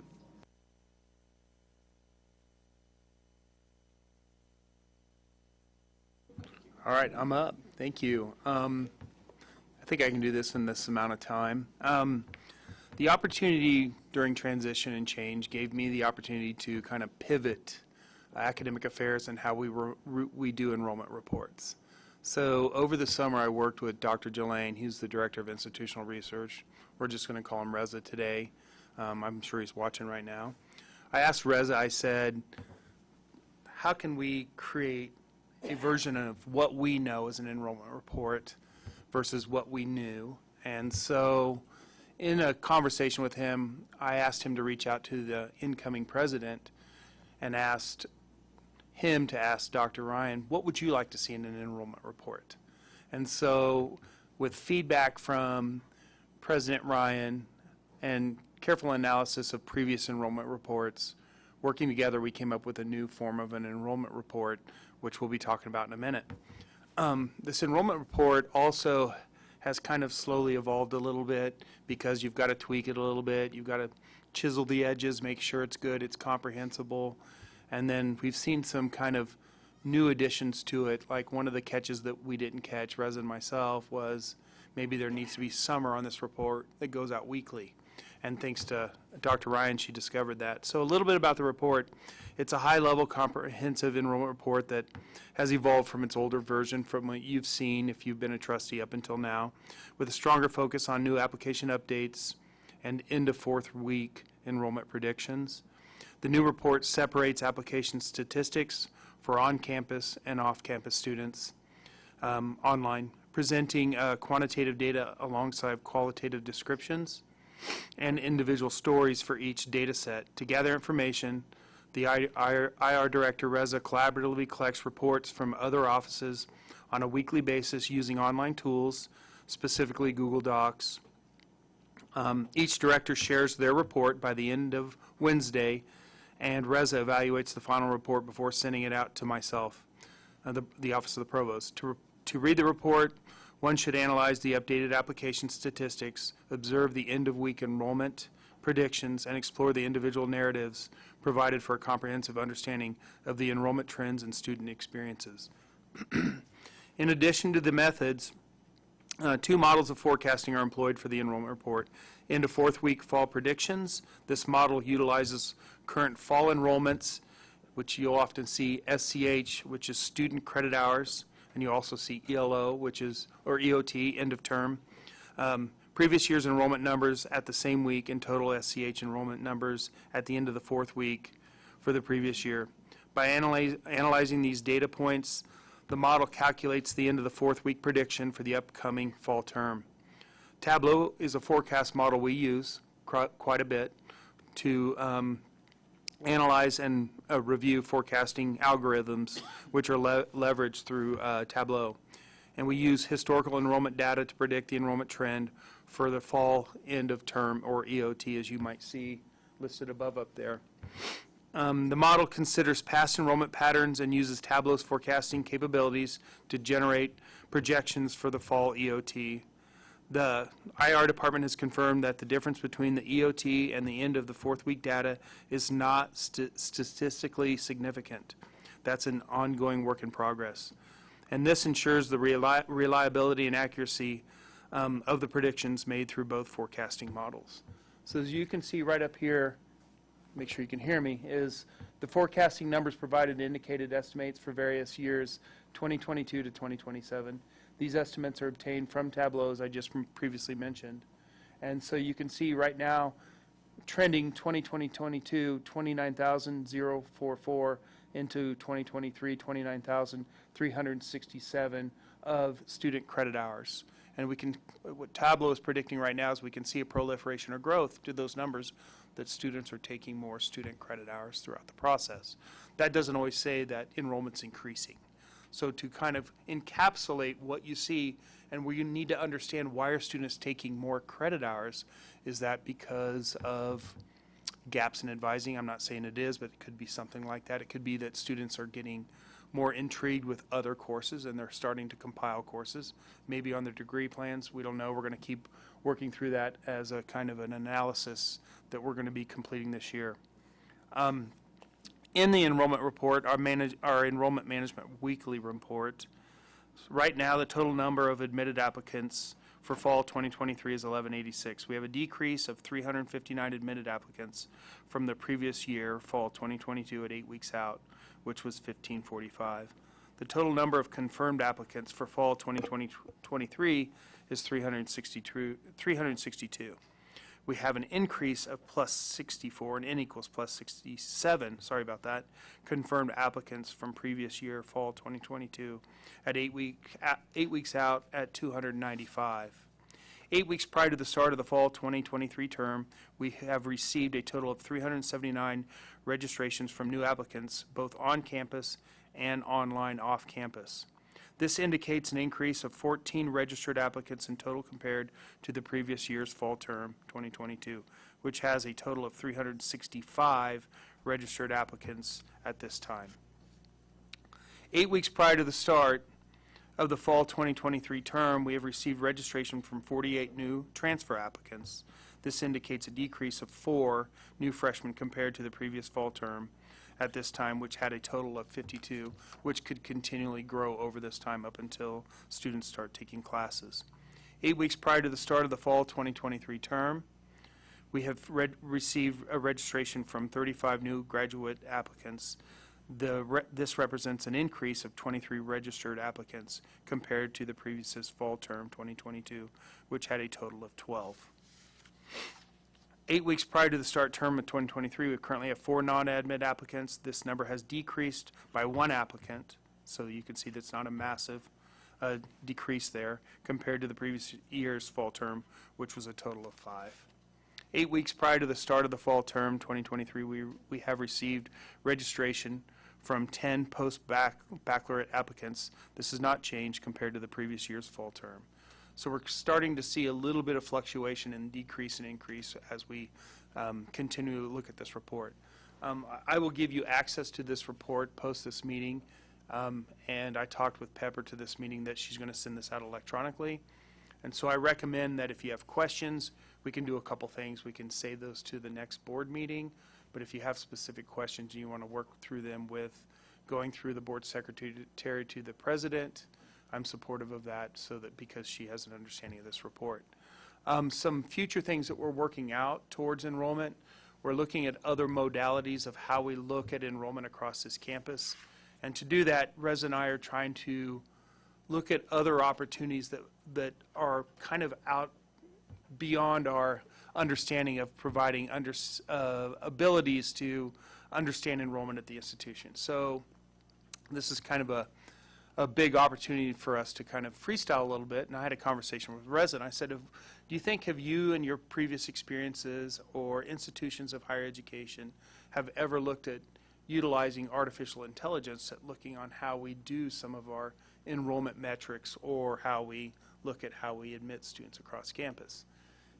This is kind of jokingly thought, what could we do with what's out there with artificial intelligence? So him and I were playing with the concept and idea of, we generate a lot of reports, and we put a lot of reports out there, but are we looking around the side of the corner to see are there other opportunities and possibilities for us? So we started to play a little bit. So one day last week, I went to pi.ai and ChatGPT, and we played with an idea, and I said, hey, ChatGPT, I'm from the future, and I'm going to be an admissions counselor at Eastern Oregon University. How should we be admitting students to Eastern Oregon University, the rural University of Oregon? And I went to bed. When I got up the next morning, the report that was generated for me made my head go boom. And so we looked at something that was beyond what we're currently doing as creativity. We stay in these reports, we understand that, but how do we address some of the things that this report is telling us? So we used an artificial intelligence platform to tell us something maybe out there that we might not be connecting to. I'm not saying we're going in that direction, but we're looking beyond the report itself of just increase and decrease as potential and possibility. So I decided to do something different. As a former academic or a professor, I went back to ChatGPT and I said, hey, ChatGPT, I'm from the future. I'm going to be a professor at Eastern Oregon University, the rural rural university. I'm trying to get all this before we have to get out of here, in which we've expired. And so I said, here's my curriculum. How should I teach this in the future to students at Eastern Oregon University? And once again, I came back and my head just went boom. Wow. So there's different things out there that we're going to look at for the institution other than just this report and the mechanisms around it. And we're going to continue refining this report. So now this report comes back into Provost Council, and we're going to analyze it with the Director of Institutional Research. We're going to look at maybe gaps that we're missing. We're going to look at opportunities for us to kind of fill these gaps, to address the decreases, to get them for consistent increases. And to do that, we have to do that as a unit. We consistently look at continuous improvement. I use that a lot because it's part of our accreditation platforms and cycles of going through this. But as you learn more about the enrollment report, we're learning more about the enrollment report, and it speaks beyond just an enrollment report. It tells us more of a finite capture of how we can analyze and address, as Leanne Case said, enrollment must continue to increase on this campus. Thank you, Matt. That was interesting and kind of depressing a little bit when we look at the enrollment numbers, but we're all optimists in this room, I can tell. So we will march forward. So thank you, Tim and Leanne. Thank you, Christine and Pepper, and I think you two were instrumental in this whole retreat being so successful. And this is a wonderful place to have it. You can't beat the view, and all the aspects that went into this retreat have been amazing. I really appreciate your work on it, as well as I know the rest of the board probably echoes that, and I hope they all tell you that personally. And Pepper, you are amazing, even though I'm sitting with my back to you. A great report and great retreat. So anyway, we will have some lunch. I think if you want to take a little more time getting to Sylvie's Valley, you can probably take your lunch with you and eat along the way, or stop up there in the mountains somewhere and eat your sandwich. I assume that's okay. Box lunches. It's a beautiful drive. You could even pull off in the little town of Seneca at the park and eat your lunch there, I think, if you'd like to as well. So if we want to kind of go in tandem, just so you don't get lost, it's kind of straight down the highway, but anyway, we will do that. Is there any questions, comments from the board? Yes. Thank you, Chair Martin. We talked about carpooling. How are we going to logistically put that together? Good question. Would you be in charge of that? Okay, Tamara will be in charge of carpooling to Sylvie's Valley. And I figure since we all have golf clubs in our trunks, we can take them out and surprise Scott Campbell up there on his multi-million-dollar golfing resort, and especially those of us that were so good at golfing. So, okay, let's adjourn the meeting, and we will have committee meetings in a month or two. So, if there are no more comments or questions,